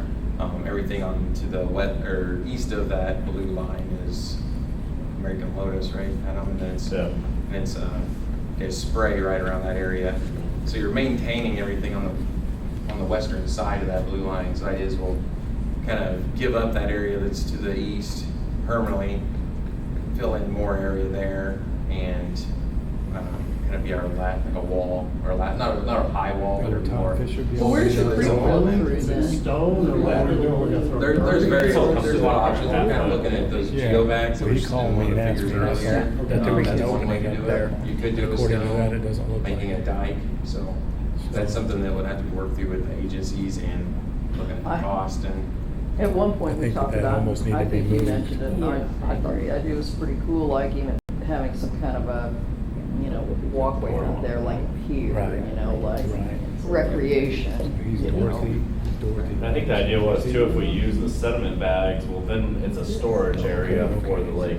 And have you heard, I know we talked before, you were talking with the dredging company about even potentially being able to Cut over maybe. force pump to Yeah. water sediment even within the lake without having Yeah, I to recently draw talked down. to a vendor about that, Right. and they said that that's So I don't- possible Yeah, to they do would that. have to So just we'll be get able to- there. Actually, you could just, And come sometimes you get into and- design and and look at stop, more and they would be able that to option. We'll work maybe- with vendors to see, if that's a feasible option or not, so.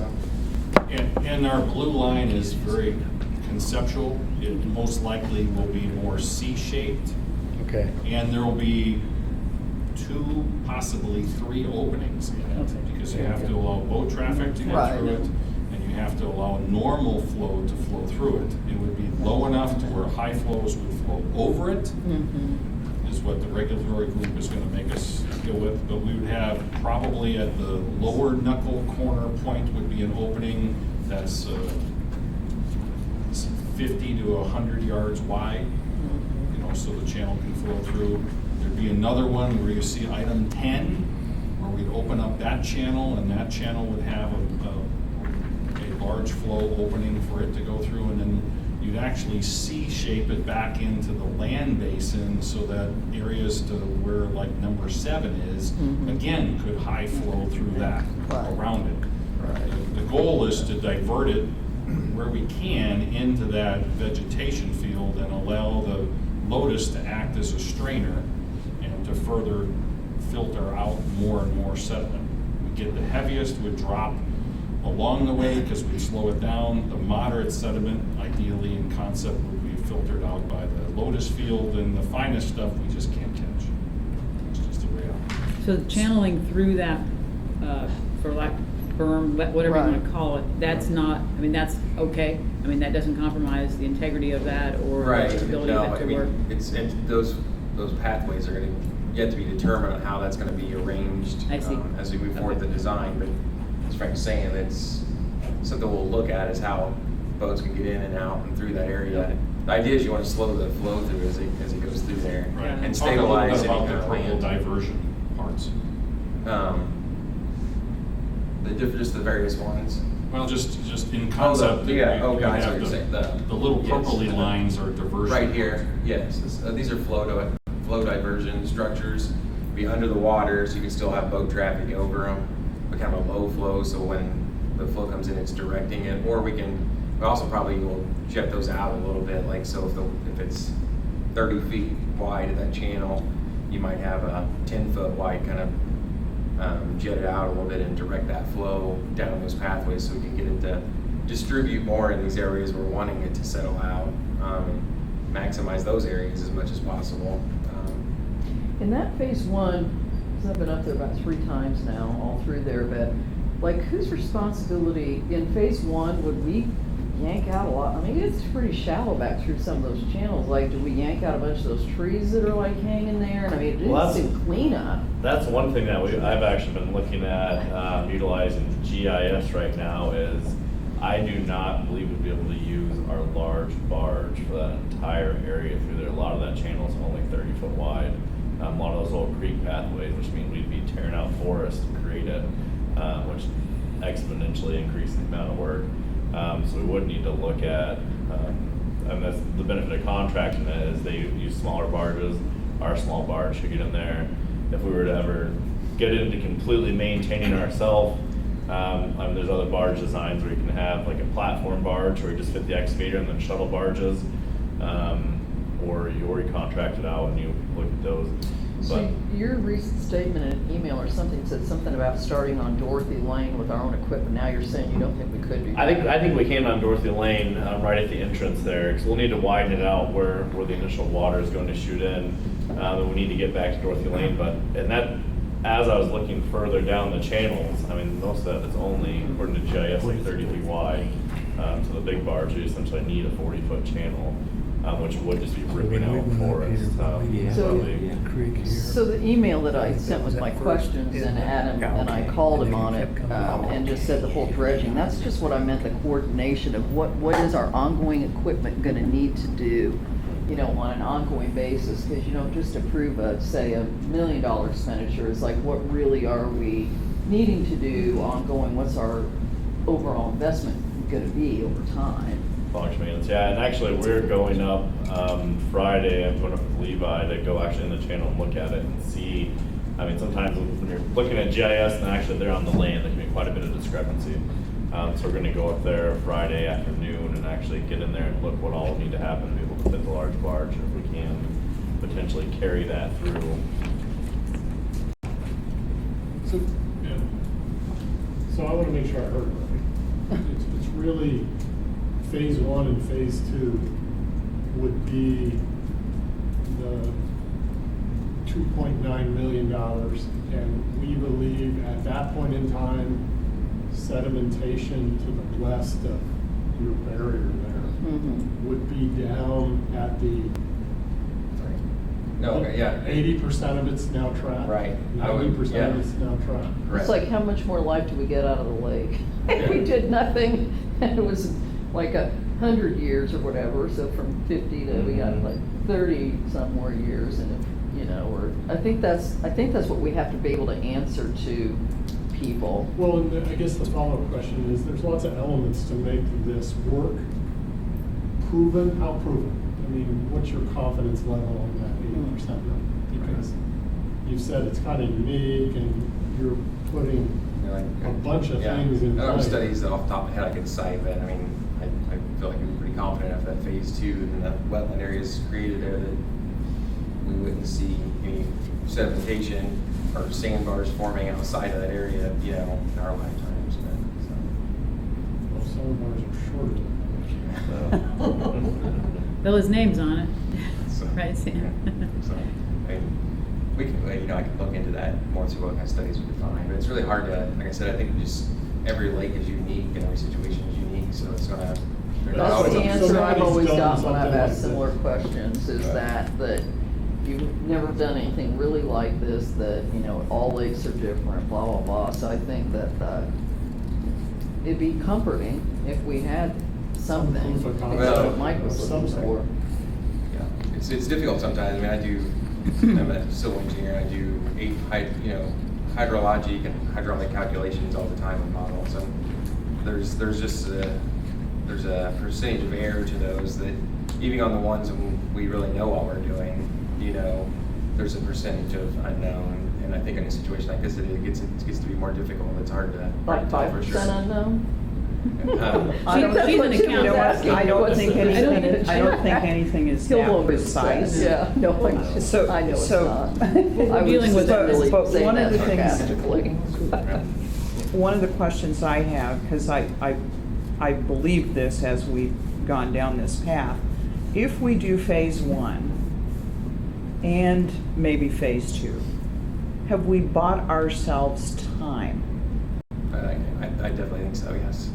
Yeah. And Debbie's Quite next a bit of it, I question think, is too. how much? Right. Well, you know, I've had these guys trying to hold me back on one. I mean, at least from what I read and what I heard, it just felt like it was sort of the 1-2 punch, you know, that we needed. So what I'm concerned about is telling freeholders that we need this % increase when we really don't need $1 million, we really need $3 million. And that's kind of been, Oh, that Pam's we kind did- of set me back there on, you know, yeah, I could go with phase 1, but then what do we all collectively think when and if, you know, what will we need to see to then move to 2, you Right. know? And that's a statement. No, and that's a great discussion. I mean, in my head, I'm looking at the whole project because that's just where I've been looking at everything, you know. So I've been thinking for phase 4, but if you're looking at the best bang for your buck, I would think going to at least phase 2 would make sense. As far as the confidence thing goes, though, the 1992 feasibility study basically has the same concept that you guys do. So I feel better, or that, would feel pretty good, really. We got 2 totally independent studies that kind of say this would be the way to fix it. Yeah. Is that the hand sketch that shows kind of? Yeah. 25 years apart. That was before the Yeah. Conservancy was formed. Yeah, I found that 25 years going through some of the apart. past Right, reports. In 95. Right, same idea, And the funny thing about that is they were going to design exactly what Mother Nature did there. It was that wishbone right there with some. Yeah. Yeah, Oh. so, Yeah, I was saying it would have been farther to the east. That makes me happy too. Mhm. Not pretty. And one of the things, if we don't take action now, if we said, okay, we're gonna like put this off for a while, then it's not a $2.9 million project, quite likely. It's somewhere north of that, if we wait. If you don't ever do it, it's not gonna cost you any money, right? So- Well, but no, if we said, You're gonna we're lose gonna that. delay. Right, if you gonna wait lose on it. it. But we eventually will you're gonna- continue to lose more Right. lake. That delta The just delta gets will get crazy. The delta Yeah. will get to Reed Point, and you'll lose. And we'll lose and even a You'll major, lose- You'll lose piece of Brown County lake. taxes, you'll lose Brown County Right. water permits, you'll lose sublease fees. Oh, I don't think we should, I'm not saying we should delay, because these guys know Michael, I'm kind of looking for your recommendations Yeah. on, It feels like what you've seen the last 20, 30 years, kind of the tip of the iceberg underneath it. It's been building up for years. I think that you can easily see it accelerating, and that most of that black area that's showing up there could be filled in the next 20 years, Yeah. They're on the Or laser maybe, maybe 30. Yes. Yeah. Are you gonna talk about phase 3? Yeah, and it's more of kind of this figure here. I can go into it. It's more the same as these phases. Phase 3 is looking at kind of dredging the rest of the area. About 2.4 million. A lot of that's in the cost of the cubic yards of removal of the material. We're looking at, for phase 3, it's more in this 1920 area where we identified. Some of these areas could be interchanged, but that area would fit that much fill if you stack it up pretty high on 1920. That's just a big fill down there. So I don't know if there's anything stopping you from making a 10-foot tall, mountain there or whatever. So that would be the plan, there, to stack it pretty high in those areas. Hydraulic dredging, need that land acquisition for this one too. And Which then could shift over to 21 as another option. And Right. use the northern half. right, if we decide Just that make it 21 happen. is feasible, yeah. So, just an observation, maybe a question. There is a fill site on the west end of the lake that neighbors tell me when the wind blows. Yeah, that's what that- Spencer That said. dirt is all over the place. Do we have any plans if we're gonna build a 10-foot high mound to try to mitigate that? it's Essentially, you not have to blowing? grass it. Once you can grass it and root it, you shouldn't have much of that. The place on the west side, the Kenny Clark disposal site, it's constantly in use, and he sells the dirt, so it's constantly being Right. worked. So we can't grass that since it is one of our disposal sites. These areas wouldn't be looking at necessarily continuing disposal sites. It'd be, all right, we knock out this Fill in the project, put the grass. sediment there, stabilize it. Yeah, whereas the 2 Rule 5 sites at the Clark site, the Possum Trot site are continuous, ongoing. Is that the site that Spencer talked about? Yeah. Yeah. And so you're saying it has nothing to do with, we're not dumping dredging stuff in there? Well, no, we're definitely Oh, no, dumping we are, dredge but and they're stuff, but moving we're it back not, out. we're It's not not grassing that. our We have to selling keep the dirt. it Yeah, open. We don't own the land. We don't manage that Yeah, we don't site. manage. For the record, the board did vote some years back to pay for the power washing of Spencer's home as a result of some of that Well, that's- spin-off. but that I mean, doesn't- it was that doesn't $250. No, of course it doesn't, but I'm just saying, I guess to your question, all things that will have to be Yeah, dealt with. but if we're gonna Right. put a big pile of dirt, let's have a Sure, plan. sure. That's all. Right, yeah, I think it's just not livable being outside when that's going on and all that. I can understand that. Sure. I had one more question on, just because I had a separate meeting with Malcolm, and Pam knows this, because I already talked to her about it, but he made the comment on that dredging that Easton, I guess it's your phase 3. Like, well, you know, we could really do it a lot cheaper if we took the lake level down, we bring in dump trucks, blah, blah, blah, blah, blah, instead of hydraulic. So I just want to give you an opportunity to kind of publicly respond to that, because I've and kind we of kind of looked at heard. different, options for it. We looked at that as well, but you can't just drive equipment around on a lake bottom. You have to have kind of a built causeway across it, so that's going to be kind of cost prohibitive. I don't know that it's going to, hydraulic dredging is really kind of, I think what's really proven to be the most cost effective on it. You can lower the lake, but there's a lot of requirements that IDEM has. Right. You have to stay on roadway paths, either, probably more like timber mats or something like that, or build up an area, and you're working from that, so you're kind of limited on a large area. You're gonna have a lot of that kind of going on, so. And it's my understanding that's what they did at Griffey, and they didn't get much done. Really, when they took it down? Yeah, they did drain it, but it was just so hard to work, and they said it would take 2 years for it to dry out enough for them to even get around. Or freeze or something, yeah. Mm-hmm. And in our meeting with the Army Corps of Engineers, they stated they very much disliked the idea didn't like of that. having equipment on Okay. the lake bottom Well, I due knew- to habitat disturbance. I just wanted to have that Yeah. clear. Good clarification.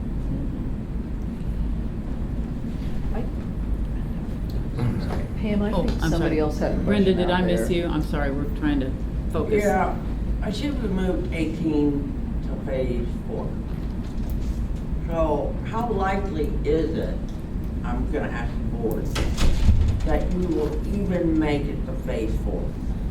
Because what I'm hearing him say is 1 and 2 is really gonna make a huge improvement. Right. That we may not make it to phase 4. If that's what I'm hearing you say, Yeah. kind of. Yeah, I think it'll help, tremendously slow down the sediment that's forming in the lake. Obviously, it's not going to help any sediment that's already out there in the shallow areas.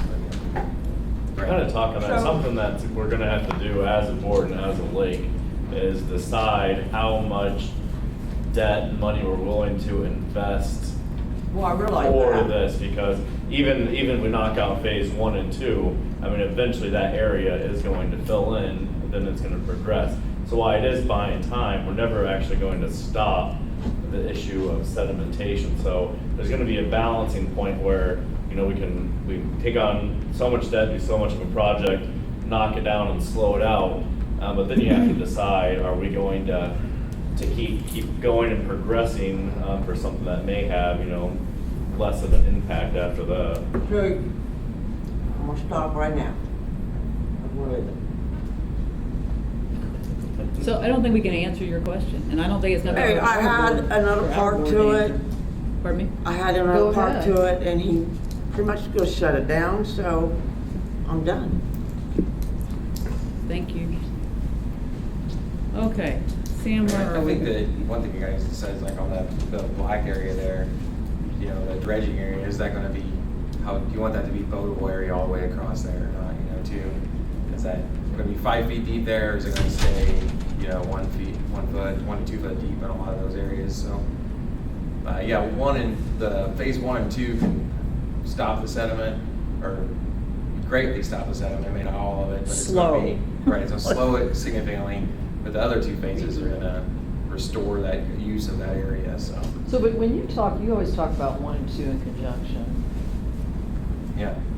Yeah, I mean, I think 1 was kind of put in as like a starter phase, basically something that you could kind of do now and get something going to see some results. And then we would start planning for phase 2, be minimal engineering for phase 1. The phase 2 is going to take more engineering to develop the berm that goes across to the wetland area. So I think that was kind of the thought, was 1 is going to have something you can showcase, and say, hey, we're doing something now, starting on it. This is part of a bigger project. And that was,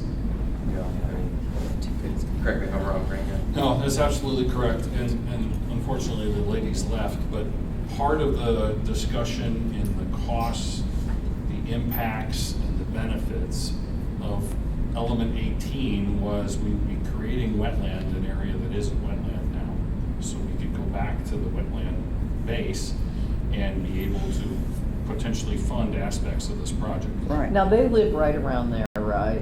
They're right Two homes directly. on That was that their side, yes. interest. Yes. Now, At 18. Okay. a different piece that hasn't been discussed outside of our task group and things is to go through and take the blue line and make it more C-shaped and run it atop blue numbers 1, 2, and 3. And give up more lake, create more, wetland, and could fund phases 2, 3, 4 further on. Oh, But you're because you giving can up sell more land. wetland credits. Oh. And you're essentially creating wetland to create wetland credits, and you're then not taxing, but you're giving up more lake footprint. That's all Well, and that's things the, to be that's discussed the in the push, next phase the of push planning. pull. They're not wanting to give up their part of the overflow Right. onto anything. The people that live around me are like, oh my gosh, when we look at this map, we're becoming a dump site. I'm like, no, it's a berm. But Right. it doesn't matter. Someone's giving up something, and that's where we have to And figure that's out. why- Try to compromise. The blue line is really not as accurate as it could be. It needs to be more C-shaped, and the farther west we push it, and we go where Lotus isn't today, we essentially can create wetland and go back.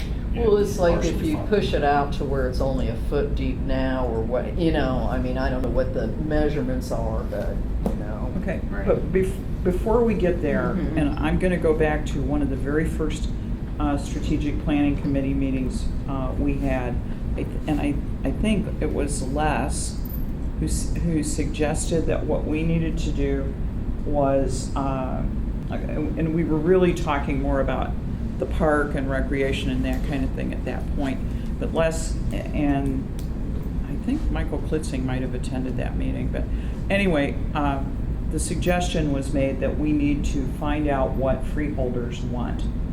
And I think that we're starting to be in a point now. We were like, well, we don't even know what we're talking about at that Right. point, so we didn't try to do a survey that at that moment would have set really unrealistic expectations. But I think we might be close to a point where we ought to start to think about, what do freeholders want this lake to be? 5 years from now, 10 years from now, and how much are they willing to spend for it? Because that's going to be the push. We dance around this topic. Right. People, and myself included, that live on the west end can have some kind of a lake for a long time. Right. But it's going to get smaller and smaller. The train is going to continue to roll down the track. In the meantime, think about that. Think about it. If we didn't do anything and the lake started to shrink, all the people on the east end would lose their homes. What would that look like? Right. What would happen? So we need to think of ourselves more as a whole community and what we want this community to look like for the rest of our lives. And as somebody noted, some are longer than others, but for children, for other heirs, grandchildren, what is it we would like Lake Lemon to be in this community? So maybe that's one of the things that we need to think about. I do think that we need to agree to start on phase 1 and probably phase 2. And in the meantime, find out what do freeholders really want. I didn't hear what was said when Brenda got up and walked out. I'm obviously going to get a phone call because I represent them. So is there a compromise? I had heard that they had come to a meeting at the SPC. They came to the SPC meeting and they had some ideas. We were in that meeting getting ready for the fundraiser. Oh, yeah. And so we did not spend a great deal of time on their topic. But what I promised them, and we will do it, is that we will take their suggestion under further consideration. We thank them profusely because instead of just saying, you don't care about us, they're actually trying to work with What us. was their compromise? Because maybe it shouldn't all be green. Maybe. Right. No, and maybe Their not. compromise actually was something we would have to kind of a run through lot to Sam. go into Yeah. right here. Okay. It was enough that Sam should be involved? If it ever Yeah. got to that I point, you would say, think- what do we do? I think maybe make a stab at it. What you say to them is, I think they were trying to get some assurance that we may never get to phase 4, so maybe Yes, we that's don't what need it to worry sounded about like. it. And But- so I think the thing is these are just drafts, and there's a lot of other alternatives Right. that we're thinking about and working on, and it will be a long time probably before we get to phase 4. And there is a compromise in the Right. 15 acres. I mean, there's Sure. 8 and 7 or Yeah. 10 and 3. Or But it would whatever. have to be Yeah. run through the Okay, engineers. thank you. and That's all I things. needed to know. Well, and that's why I said to her, we can't answer her right now. Right, okay. Right. So, And We showed the 15, there's probably another couple acres over Yeah, to we the right can. of it there. Yeah. But also that it could go, I you will could, share you could that form that area her a lot of different original ways. You could email with leave you. part of that Okay. 15 acres still below water.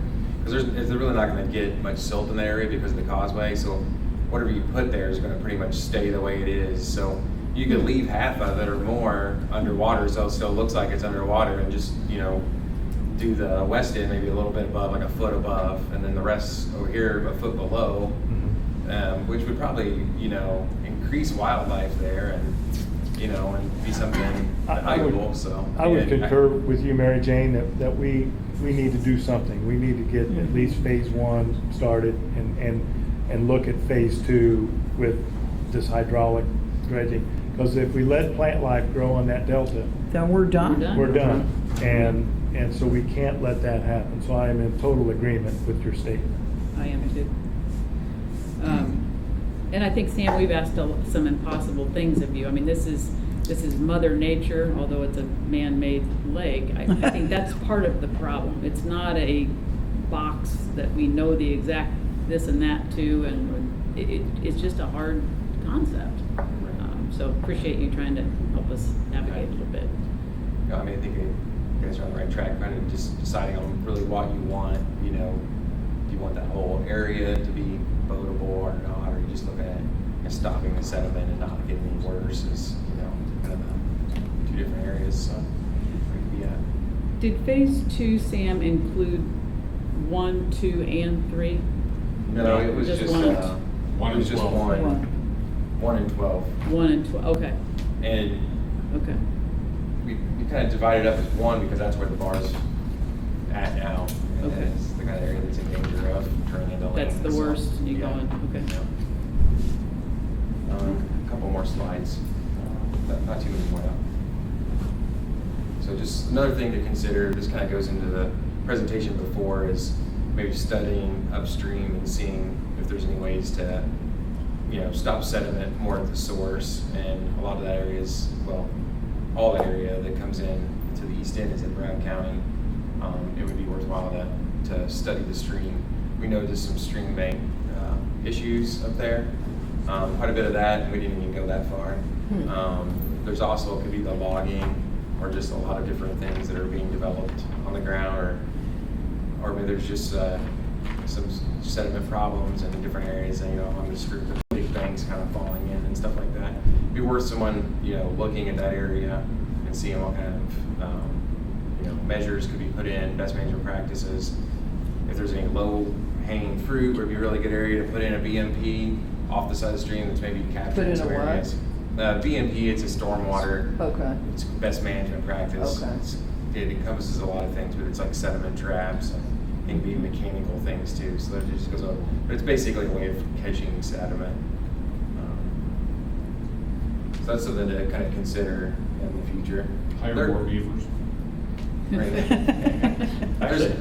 There was a watershed study done in Bean Blossom, but it didn't really focus that much on the sediment. There was it pointed out a few areas, but it wasn't very detailed. So when I look at it, as far as like, oh yeah, that would be a great area to go do bank stabilization or something like that. So I just had a really good conversation 2 days ago. I met and was talking with the land manager for Sycamore Land Trust, who owns a Right ton of behind property just east of him. So we're starting up wintertime conversations and plans to try to form a partnership there. And most of the areas where we do have like the really steep banks that you can see off of 45 around Sycamore's property. So I was like, I go, let's start a joint opportunity, a partnership, and we can keep your lane where it's at and out of the lake, and he really liked that. So this wintertime, we're gonna start having some That's meetings great. and just try to form that partnership, because they have quite a bit of funding as well, and they are land preservation. So hopefully that'll, So just up past Treblack there? yeah, they own Where is it at? Because it's right behind us, you know. Yeah, they own that parcel there, and then, and then it goes down into the lake a little bit in between. They own a where ton Farm east of River's house used to 45. be. Uh-huh. Yeah, so like actually where Bean Blossom Creek, they own a lot of that corridor. That's promising. I mean, that's something you can document the studies. You can also work with the Brown County planners and see what other things you could do. Like I said, like notifications of these logging sites and things like that would also be helpful. So you know where they're at, and you could, go by the confluence of that stream once in a while when that's going on to see what the water looks like or something, and notify someone, hey, they need to go up there, check that or whatever, So that's pretty much it in summary. We identified the dredging area, the limits, the flow paths, and further developed a conceptual plan. As Frank said earlier, that's under preliminary design and will change as we move forward, as you get it kind of defined more. You looked at the cost and the phases, and we talked about that a lot already. Overall, the project is all the dredging areas was 500,000 cubic yards. And about 40 areas of created wetland, and talked about the phases already. I guess the next thing you want to do is kind of look at the design level you need to bond the project after you decide exactly how far you want to go, I suppose.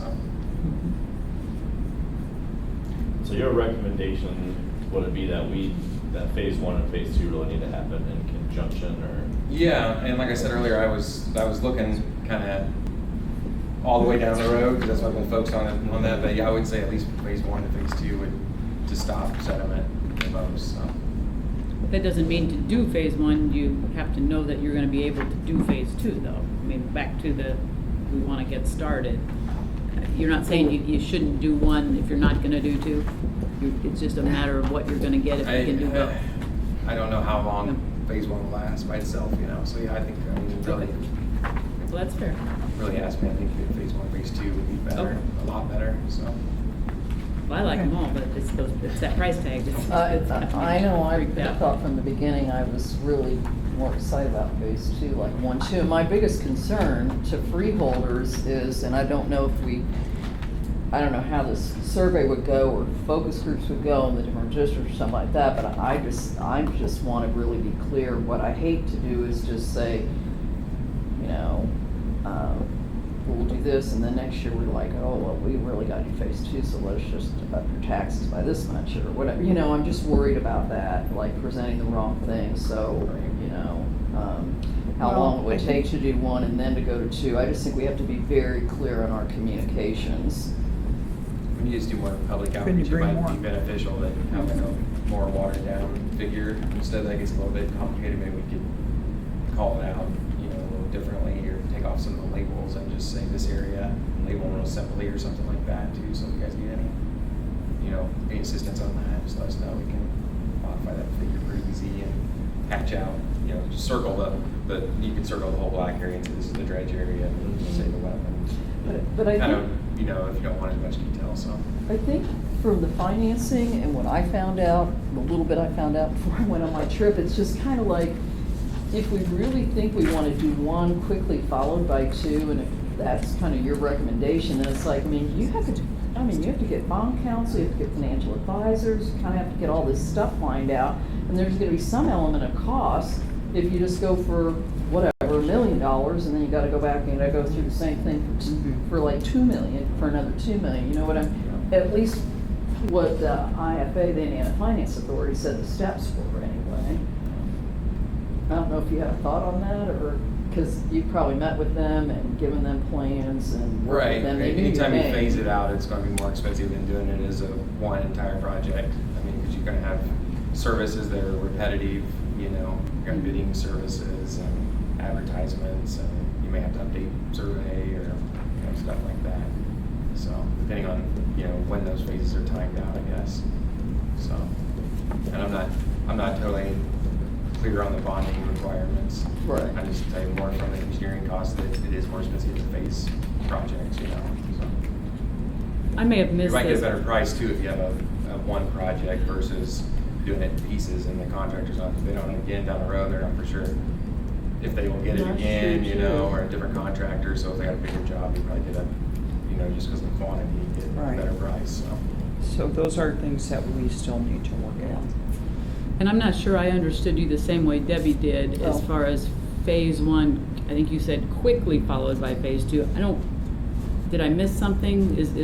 Was there a time parameter between the two phases that you felt very strongly It's about? year to year.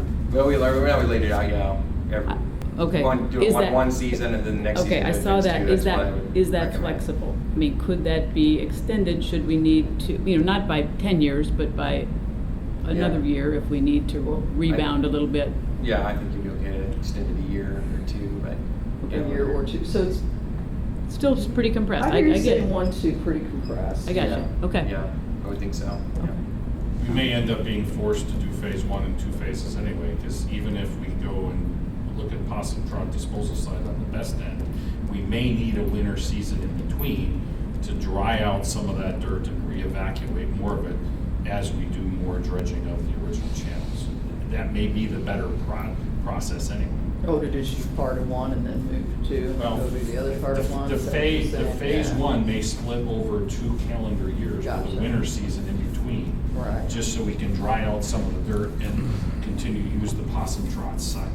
But do you do those consecutively, all at one, and then start on two, or is there some kind of? No, I mean. It wouldn't matter really If you in did it my all as one mind. project, you could leave it up to the contractor probably on with how they want to sequence the work to Right. give them the best, you know, means and methods is what we call that for contractors. We design it, let them kind of have their way with how their best way to do it. Sometimes we dictate that, we try to stay away from which one they're going to do first, so that way they can do it the most cost effective. The other issues you're looking at, there's a limited amount of contractors that have both dredging capability and hydraulic dredging, earth moving dredging and hydraulic dredging. But phase two didn't have any hydraulics in it, did it?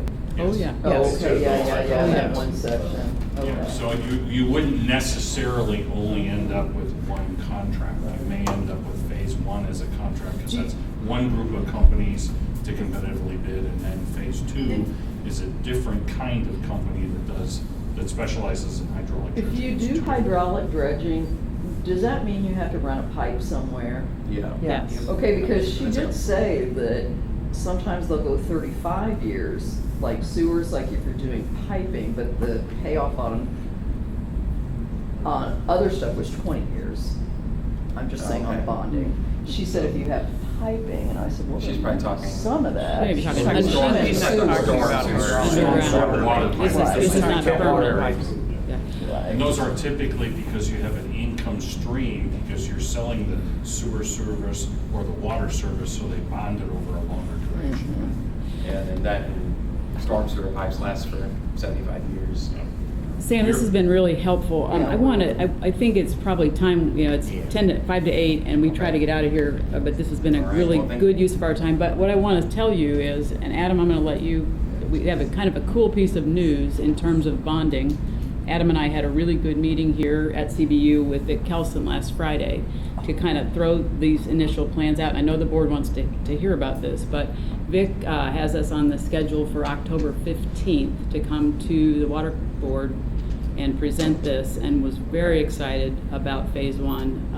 Thought it made great sense. Of course, looked at the whole plan, but the conversation didn't take very long for him to say you're moving in the right direction, and we'll put you on the docket. So, But we can't get our bonds through them, through CBU. no, but we have to have Oh. their We have to have their blessing because they own the Right, lake, and so right, it's kind of the right. step you've Yeah, got to yeah, it take, is and true, then yeah. I would think that would facilitate the Okay. process a little That's bit. good. So, Adam, any thoughts? I told you you could do it. Yeah, I did. it was a really good meeting that we had, and he was kind of looking also at the he called it a forebay, but essentially that berm to hold the water back. But he said they should be on board with it. We will need to bring it to the environmental committee, and they said they probably would like to have you in the meetings once we get to that with the environmental committee. But I think it's a great idea. He is a hydraulist by trade as well. So it all makes sense, it looks very well, and he doesn't see why the board wouldn't improve with it and move along with it. So he was very happy to see it, the work that we've gone through, Yeah. and was very confident that the CBU will be happy and I give just us have the one last blessing for the project. Do they offer to help fund? No. I just have one last comment. So part of phase one, the $1 million, is emptying the dump site. And is that a $200,000 price tag? Is that what we've estimated? Yeah. Because Vince, you've got a hold of some people that would, no? No, you don't. Okay, all right. All right. All right, I was just, Thank you. And Sam, I'll give you a pass too. If you need to get home, you don't have to stay. Although we've appreciated your. Thank you very much. very much. Thanks, Sam. Okay, we now have, we're gonna try to breeze through this a little bit because it's late. But let's not leave out something important. So this is the official unveiling of the 2019 proposed LLCD budget. We do not vote on it tonight. It will be voted on at the October meeting. Michael? it's the last public hearing on the budget. Okay, well, that's a small print too. Who did this? I got some bigger comments. Okay, thank you. We'll start with revenues. The change in revenues here was the property tax increase. I think we decided to leave that in there, regardless of what the outcome is going to be on bonding. The increase for Brown County and Monroe County. Fishing tournaments up $100. And that's then, of course, the bond loan proceeds in there for $1 million for the revenues side. Wages, district manager increase. Which is a placeholder, right, that $1 million? Yes. Yes, On our discussion here. that is correct. That is correct. District manager increase, operations supervisor decrease. Obviously, perf and FICA and those things would change, but the total is decreased. The 2019 wages would decrease by approximately $3,000. Gate attendance stayed the same, lake patrol the same, increase on the dredger, has been with us a long time.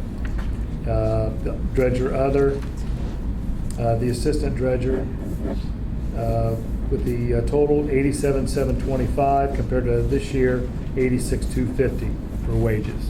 Mike, now I had a question. I'm sorry I didn't ask this sooner, but the operations supervisor, we've got 0 that we're spending on that now. Are we planning on hiring somebody? Maybe I already asked it and I forgot. Yeah, we have, so the operations supervisor is a salaried position, and when we brought Andrew on initially as an intern, and he's been stick around helping out. Oh, this is you. Yeah, so we're paying him through the lake biologist since we're paying him hourly. So at the end of the year, what we'll do is we'll just do a transfer of funds out of that line item to cover the lake biologist costs. Okay, thank you. Okay. Next page, if we're finished with wages. Supplies. We added merchant fees in there for $1,200. Season and launch permits increased $300. Total is $7,800 compared to this year $6,300 for supplies. Operating supplies is actually down $3,000. Repair and maintenance is up $1,000. Added another $1,000 to buildings and grounds. And other supplies stayed even at $3,700. Actually, the total is down from $59,500 to $59,000 for supplies. Services and charges. Professional services stayed the same. Communication and transportation is up $550. Printing and advertising is up $1,100. Insurance stayed the same. Utility services stayed the same. And I don't see an overall total for services and charges, but here it is on the other side. Yeah, it goes on to the second page. Thank you. And we felt good about that consulting engineers. That was the 50 that you broke out from the million, right? Right. Right. That's right. Actually, building, repair and maintenance is down about $8,000. And other services and charges, this is where we put the debt service for the bond repayment at $67,000. That increased your total for services and charges $170,800 compared to this year, $95,000, with a total of $337,160 to this year, $268,010. Capital, again, there were no capital expenditures this year, but next year we're looking at $950,000 for sediment mitigation. And that would be your difference from 2018 to 2019 of that $950,000. That concludes the final public hearing of the 2019 budget. Thank you, Mike. Lots of hard work there, and Mary Jane, too. The committee. So when this comes in October, what happens at the next meeting? We will That's- just Vote on it. have to make a motion to approve the budget and then vote on it. Is this format like the dictated format? My question comes from this. It sure would be nice to have a 2018 actual to date. You know what I mean? Because you're looking at proposed last year, you don't really know what you spent this year, and you're kind of having to go back and forth. And just a thought. I don't We know. can do a Form 1 from Uh-huh. the State Board of Accounts. Mhm. If you would like, we can bring in a Form 1. Okay. Okay? Yeah, that'd be Is that great. something you would like to see then in October? I think it'd be great, and I. Can Shirley do And that, that? well, the Form 1 will be in the, essentially it's a resolution that passes the budget and salaries. That is a Form 1, and this is based off of, this is essentially the same format they use for Department of Local Government Finance. Okay. So their Form 1 is broken down into the account line items. It doesn't have the previous years. And is that 6662, the debt service, is that where we should be putting that? For the Like, bond repayment? Yeah. Okay. If we are repaying any type of loans or bonds. it'd be It goes the in debt there. service. Okay. All Okay. right. Thank you. Manager's report, Adam? Barge operations, as of today, we've gotten out 11,063 yards, which is a great year. Last year, I think we just got a little under 5, because we had a drawdown the year before that. We ran out of water and got 7. So this is one of the highest years that we've had for yardage removal in quite a while. So it's very nice to hear. We've gotten out of zones 137, we removed 6,560. In zone 208, which is Icebox Cove, we've removed so far 4,500. And that should conclude tomorrow. We'll be to the last property there, and actually we'll be out of money. As of Friday, when I averaged out our different LCD dredging budgets between the dredgers and assistant dredger, I think we had about $258 left. So a little Pretty timeout just about right. So we will be done with the LCD digging at the end of this week, and then be moving on to private work. And we do have some private riprap jobs already lined up. And we are calling and waiting on a few other confirmations and invoices for the private dredging. That is not going to necessarily take place in 1 or 2 weeks. It actually worked out perfect because the dredging crew is going to start harvesting next month. So as we can get to the private jobs, we'll work through those throughout the fall. So that'll work out pretty well. Next, we have I had a question on that. Yes. So at the end of August, we had 55.2% spent in dredging. That was just for the excavator, for the dredger's hours. Yeah, but we were over on the assistant dredger and the others. And after I figured out yesterday, we had about 6,000 that was remaining as of the last paycheck in the dredger, but the other categories were overspent.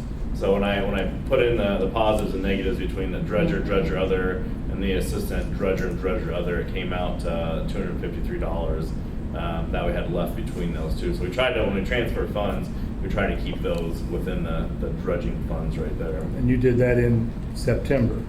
Yeah, I did that as of last Friday. So I guess what we need to do to keep better accounting is designate dredging, designate site prep, designate debris removal, change these categories accordingly.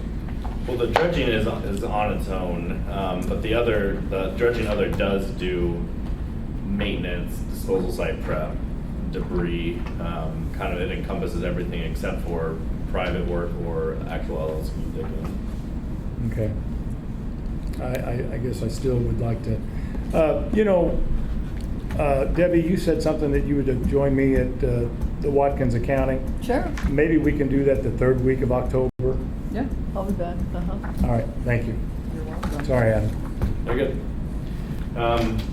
So on to the fees discussion. Actually, this will be a resolution that gets approved. I think you skipped vegetation. Oh, vegetation, sorry, I got the old one. We're done spraying for the year. This was on there because we did have some inquiries from District 6 regarding where the current maintenance line is for the Lotus. And I actually went out and had a meeting today to look at potentially moving the maintenance, essentially opening up some of that bay on the east point of Eidolon instead of right now the Lotus goes close to where the channel's at, cutting that back some. So that is a discussion that I think will have to be ongoing. We won't really vote on that until probably next year before we start the vegetation treatment. That's something that we'll have to consider. Vegetation treatment for this year is done, and it was a really, really low year due to the early rains that we had into the season. Is there anything more you'd like to add about that meeting? No, because I think we'll probably need to, we have some other steps to take, but suffice it to say, these are 5 to 7 neighbors east of us who called me for a look at this 2 weeks ago. And so Mary Jane and Adam and I went up and had a nice visit with a former board member, Rex Taylor, who lives up there, and got some input. So we'll share that as we get a little further along in our own processes with it. And we do need to consult DNR. Yeah, DNR has the ultimate approval for where we set our maintenance lines at. So we've got some more homework to do before we come back to the board, but we will bring it back. All right, then on to the fees and charges. It's been quite a bit longer than anticipated.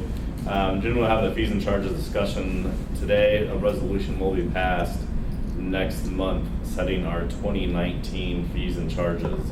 So what we do need to do is go through this and see if there is any recommendations or potential increases that we would like to do for fees and charges. I have a question. Can you increase either a resident fee without increasing a non-resident or vice versa? I'm trying not to.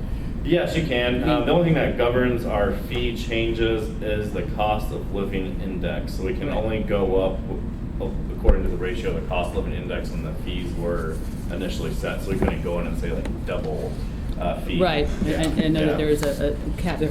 Here's my thought, and just contemplating things. And over the years, people say, hey, why is it that the freeholders bear so much of the burden of Lake Lemon and such? And I hate to see raising resident permits on a year that we're asking for a tax increase. Yeah, I agree. But I am wondering conversely if, and I'll probably get shot for saying this, if we might ask more of our non-residents because of our attempts to keep the lake in a usable state.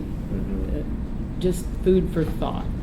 I don't have my 2015 on here, but I believe 2015 is when we raised the rates on both of them. I personally would not. I would recommend keeping the rates current. I think we're at a pretty decent cost value, and we never hear anybody happy with the current rates. So I'd be worried potentially with increasing. So people think too they're much. too high already? Yeah, when you're looking at a DNR pass is $30 for the year for all the lakes throughout the state. Okay. To kind of get to the point where Okay. I would recommend that we keep our boating fees the same for both resident and non-resident. Okay, I want to introduce that concept for a future reference. I don't think and I it's think that's good. just to help with the balance of things and such. It may also be, though, that if we don't raise them on non-residents, we can get them to donate to the lake. Okay. So, Okay, push forward. we're kind of going down two paths here, so. Just a thought. All right. So Adam, what about that commercial guide. Remember last year we. He didn't show up this year. Maybe that $500. Yeah, he didn't want to pay the $500, so he did not show up. Okay, I just wondered, but I think we should keep that on the books. Yeah, I agree. Okay. I agree with that. Okay, on the, so if I'm a resident, I get one color of a pass, and if I'm a non-resident, is that a different color of a pass? Yes. Okay. And how long do we keep those records in the office? For like, say for this Well, is. they've only been digital for 2 years, but there's stacks and boxes of Okay, cards. so if a non-resident is paying City of Bloomington water utilities and he brings a copy of his bill, that gets stapled to something, it goes in a box. Yeah. If you pay water to City of Bloomington Utilities, we don't advertise this a whole lot because why would we want to get less money? If you pay City of Bloomington Utilities or B&B Water Supply, any of the subsidiaries of CBU, you can bring in your bill and get a resident rate. And I So think- essentially that would bring, if you're buying a boat pass and a sticker, currently it'd go from 128 to 101. Debbie, that's something else I want to do to validate our processes so that when we do a 2020 budget, Uh-huh. we can look at these things and we can probably more accurately come up with better figures. If you would help me with that. Thank you. The only thing I have here is your dredging. We increased dredging. I thought we did that in 2018. I thought we did too, Mike. Okay. That was a question I had. So the we barge would need fees. another line in there. Dredging large barge, I think that's 1,500. That's the number I remember, and I can't remember. So we have $1,000 Yeah, of currently barge it's load. 1,000. We have not voted. We have to amend the fees and charges resolution. So we did discuss it the other month. That did not take effect because we did not motion to. We did not amend the fees and charges resolution. Essentially, the motion said that we would be analyzing it. But after that, I realized I went back and looked and never even mentioned the resolution setting fees and charges. Okay, so do we want to do that now? Because we kind of had, I thought that's what we did. I thought we did too. Thought we Hello. did too. Okay, I did too. Okay, What was the second piece? It's the $1,000 for a big barge load. well, it's 1,500. Oh, it's 15, okay. And then both barges is 2,500. 25. Okay. Yes, that's what I remember too. And so, yeah, I would like for that to be approved. I know that we voted on it once. I thought we did. Um, Well, let's do it now. Okay. I think. Who pays those fees? Those are for Those are private dredging. Okay. If you We want to have, do that. Someone think- hires to come I in. think we so talked then- about it Okay. in the dredging study group, but I don't remember that we did Maybe it it at a didn't. meeting, at a board meeting. Check the records. Yeah, in we can go minutes back and find look. out. Right. Yeah. But let's vote again. Meanwhile, So for let's, 2019, vote we're anyway. looking at 1,500 for a large barge and 2,500 For both. if we're utilizing both. Right. And then Yeah. what would we like for essentially just a small barge load? Well, it only holds less than 30 cubic yards. Yeah, it holds about a third of the. So so if you're charging The 50, time We're wise charging is the same. $10, we're charging, or you're going to charge charging- 1,500 for the large barge load. If the Yeah. small barge holds a Charging. third of it, But the But- staff time is essentially the same. the same, okay. we're charging $15 a cubic yard for the large barge. Let's charge 1,000. Right, So 1,000, 15, and 25? yeah. So Yep. There you go. 1,000 small barge, 1,500 large barge, 2,500 both. Right. Yeah. 1,000, Could I have that 15, motion? 25. I make that motion. Second. Any further discussion? All those in favor of changing those rates, please say aye. Aye. Aye.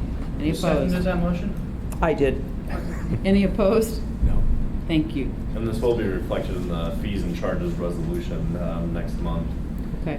Then shoreline erosion control, we're currently at $100 per hour plus the cost of stone tonnage.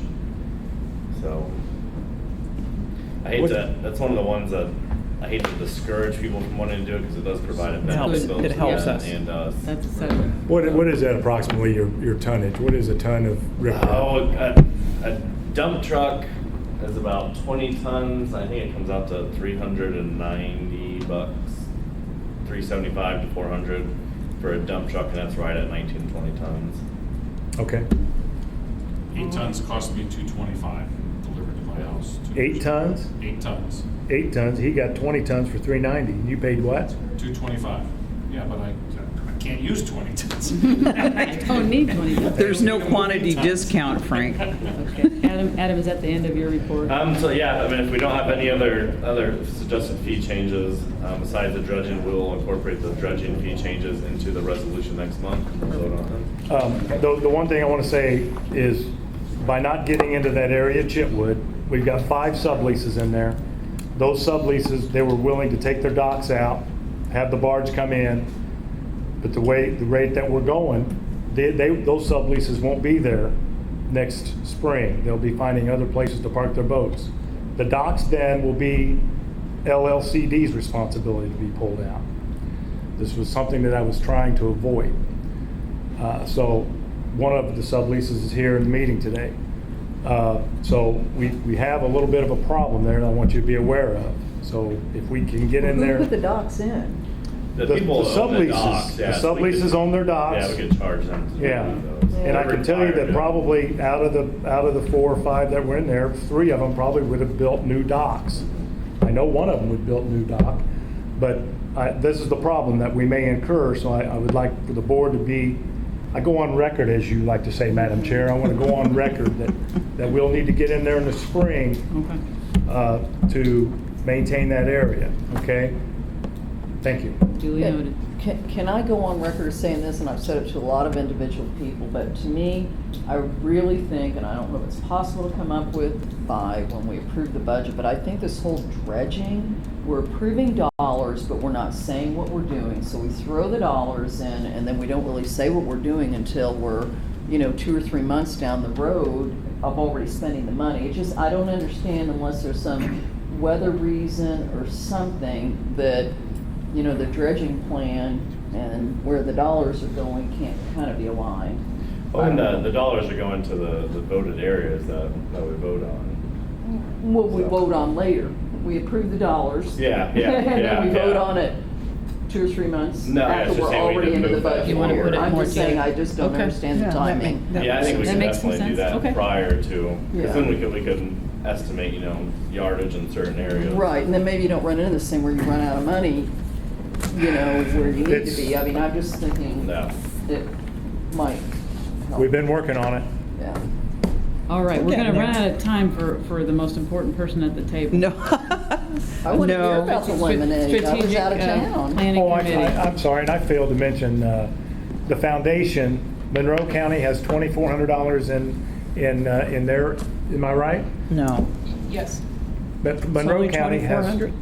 I The thought, Monroe County Foundation has 2,400 as of 2 weeks ago, okay. and Brown County has 100. 110. 110, thank you. Sorry about that, Mary Jane.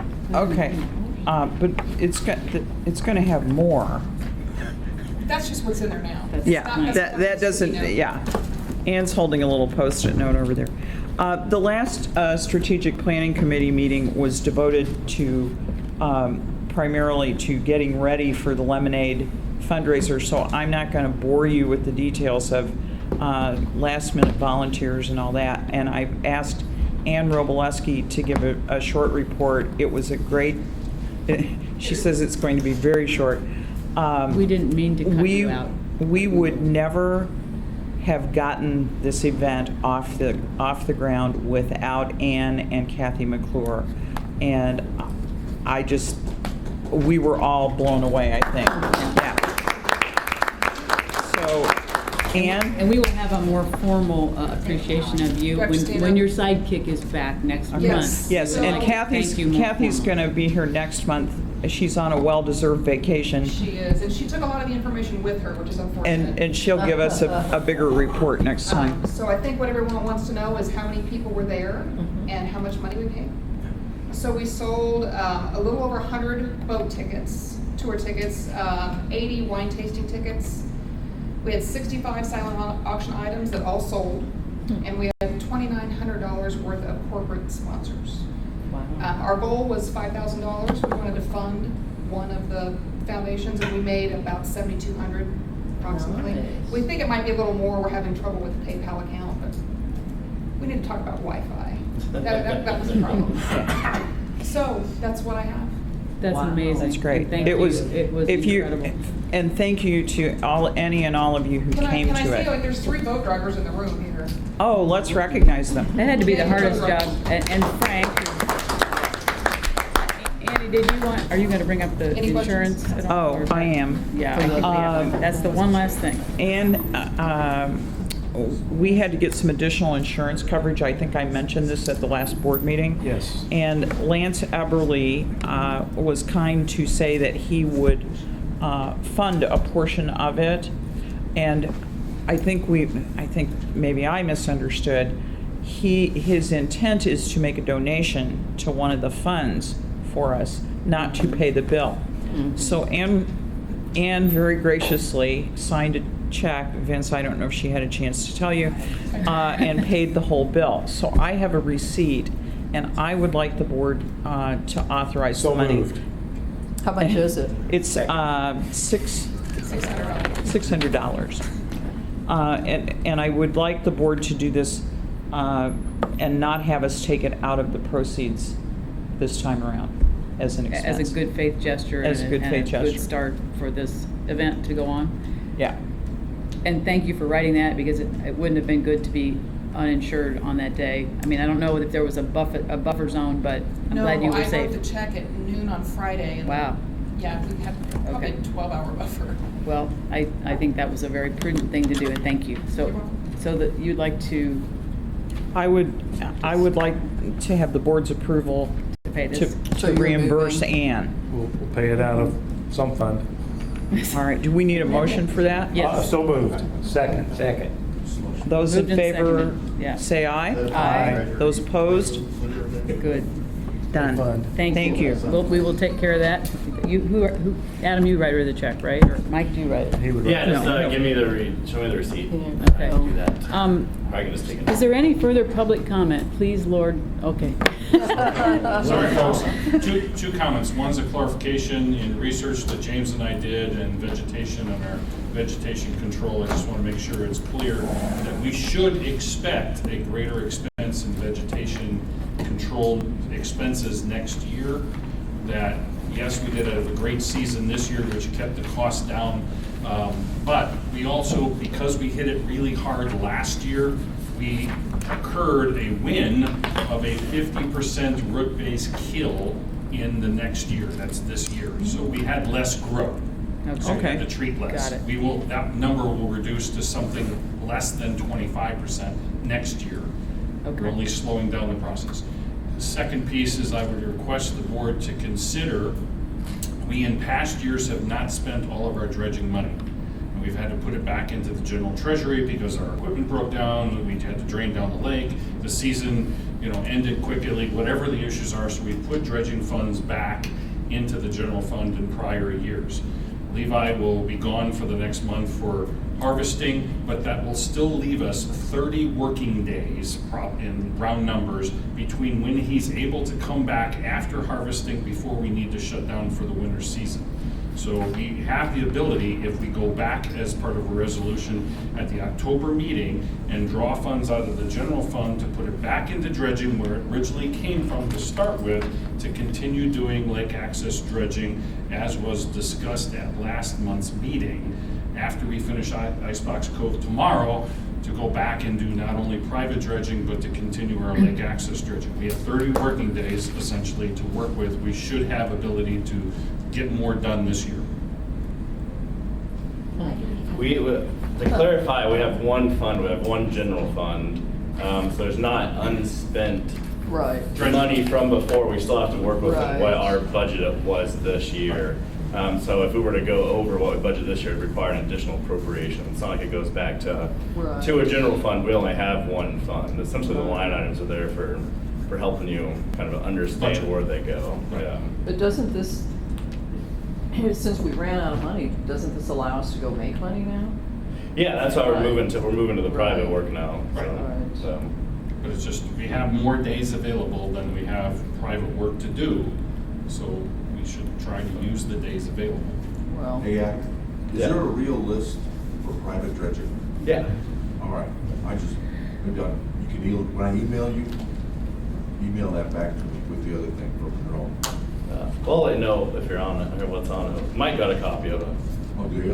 Okay. So back to what Frank is asking, help me understand this. So he's wanting us to be able to go back to Chip. He's whatever we basically voted saying on. we didn't spend We all our didn't- money in right, prior but- years. Right, Right. so. But what how- was it? What is the dollars, you know? How much do we, yeah. Oh, I don't know, you can look at the budget, but it's tens of thousands in 2017, tens of thousands in 2016. So there's money that wasn't spent in prior year budgets that went to the general fund and is just sitting there as part of CDs and other bank account monies.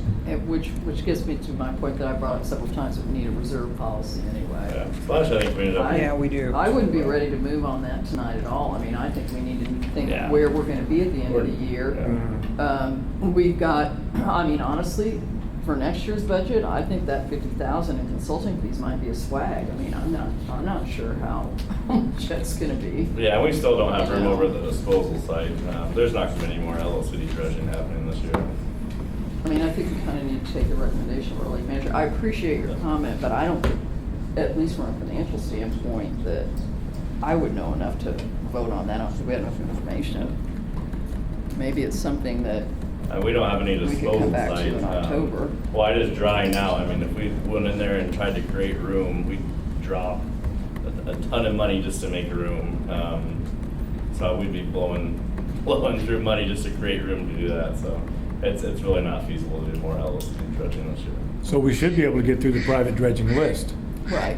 Yeah, we've been calling people on the dredging list. I mean, most of the private dredging list is on the eastern end of the lake, which again, we don't have a disposal site for. So right now, we're focusing on the river end of the list. Yes, sir. So since the last meeting, when you said the disposal site was full, how many loads have you taken over there? To the east end? Yes. 0. Are you sure? Yeah, we did debris, which is when you're over there videotaping. Are you sure? But yeah, it was debris. It wasn't So that was, sediment. lake debris, not private dredging?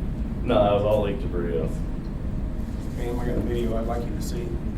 Well, let's make an arrangement to do that. I think Okay. we've been here long enough, and I appreciate you guys' patience. My sitter is sore. Anybody else? A little bit. Could I announce the next meeting is Thursday, October 25th, right back here at 6 o'clock. And I'd like to have a motion to adjourn, please. So moved. Second, please. Thank you. Moved and seconded. All in favor to adjourn, please say aye. Aye. Any opposed? Thanks for your patience for the long meeting. We try not to do What a long meeting. No, I'm looking to see if he's on the private dredging list. I think we probably ran out of tape.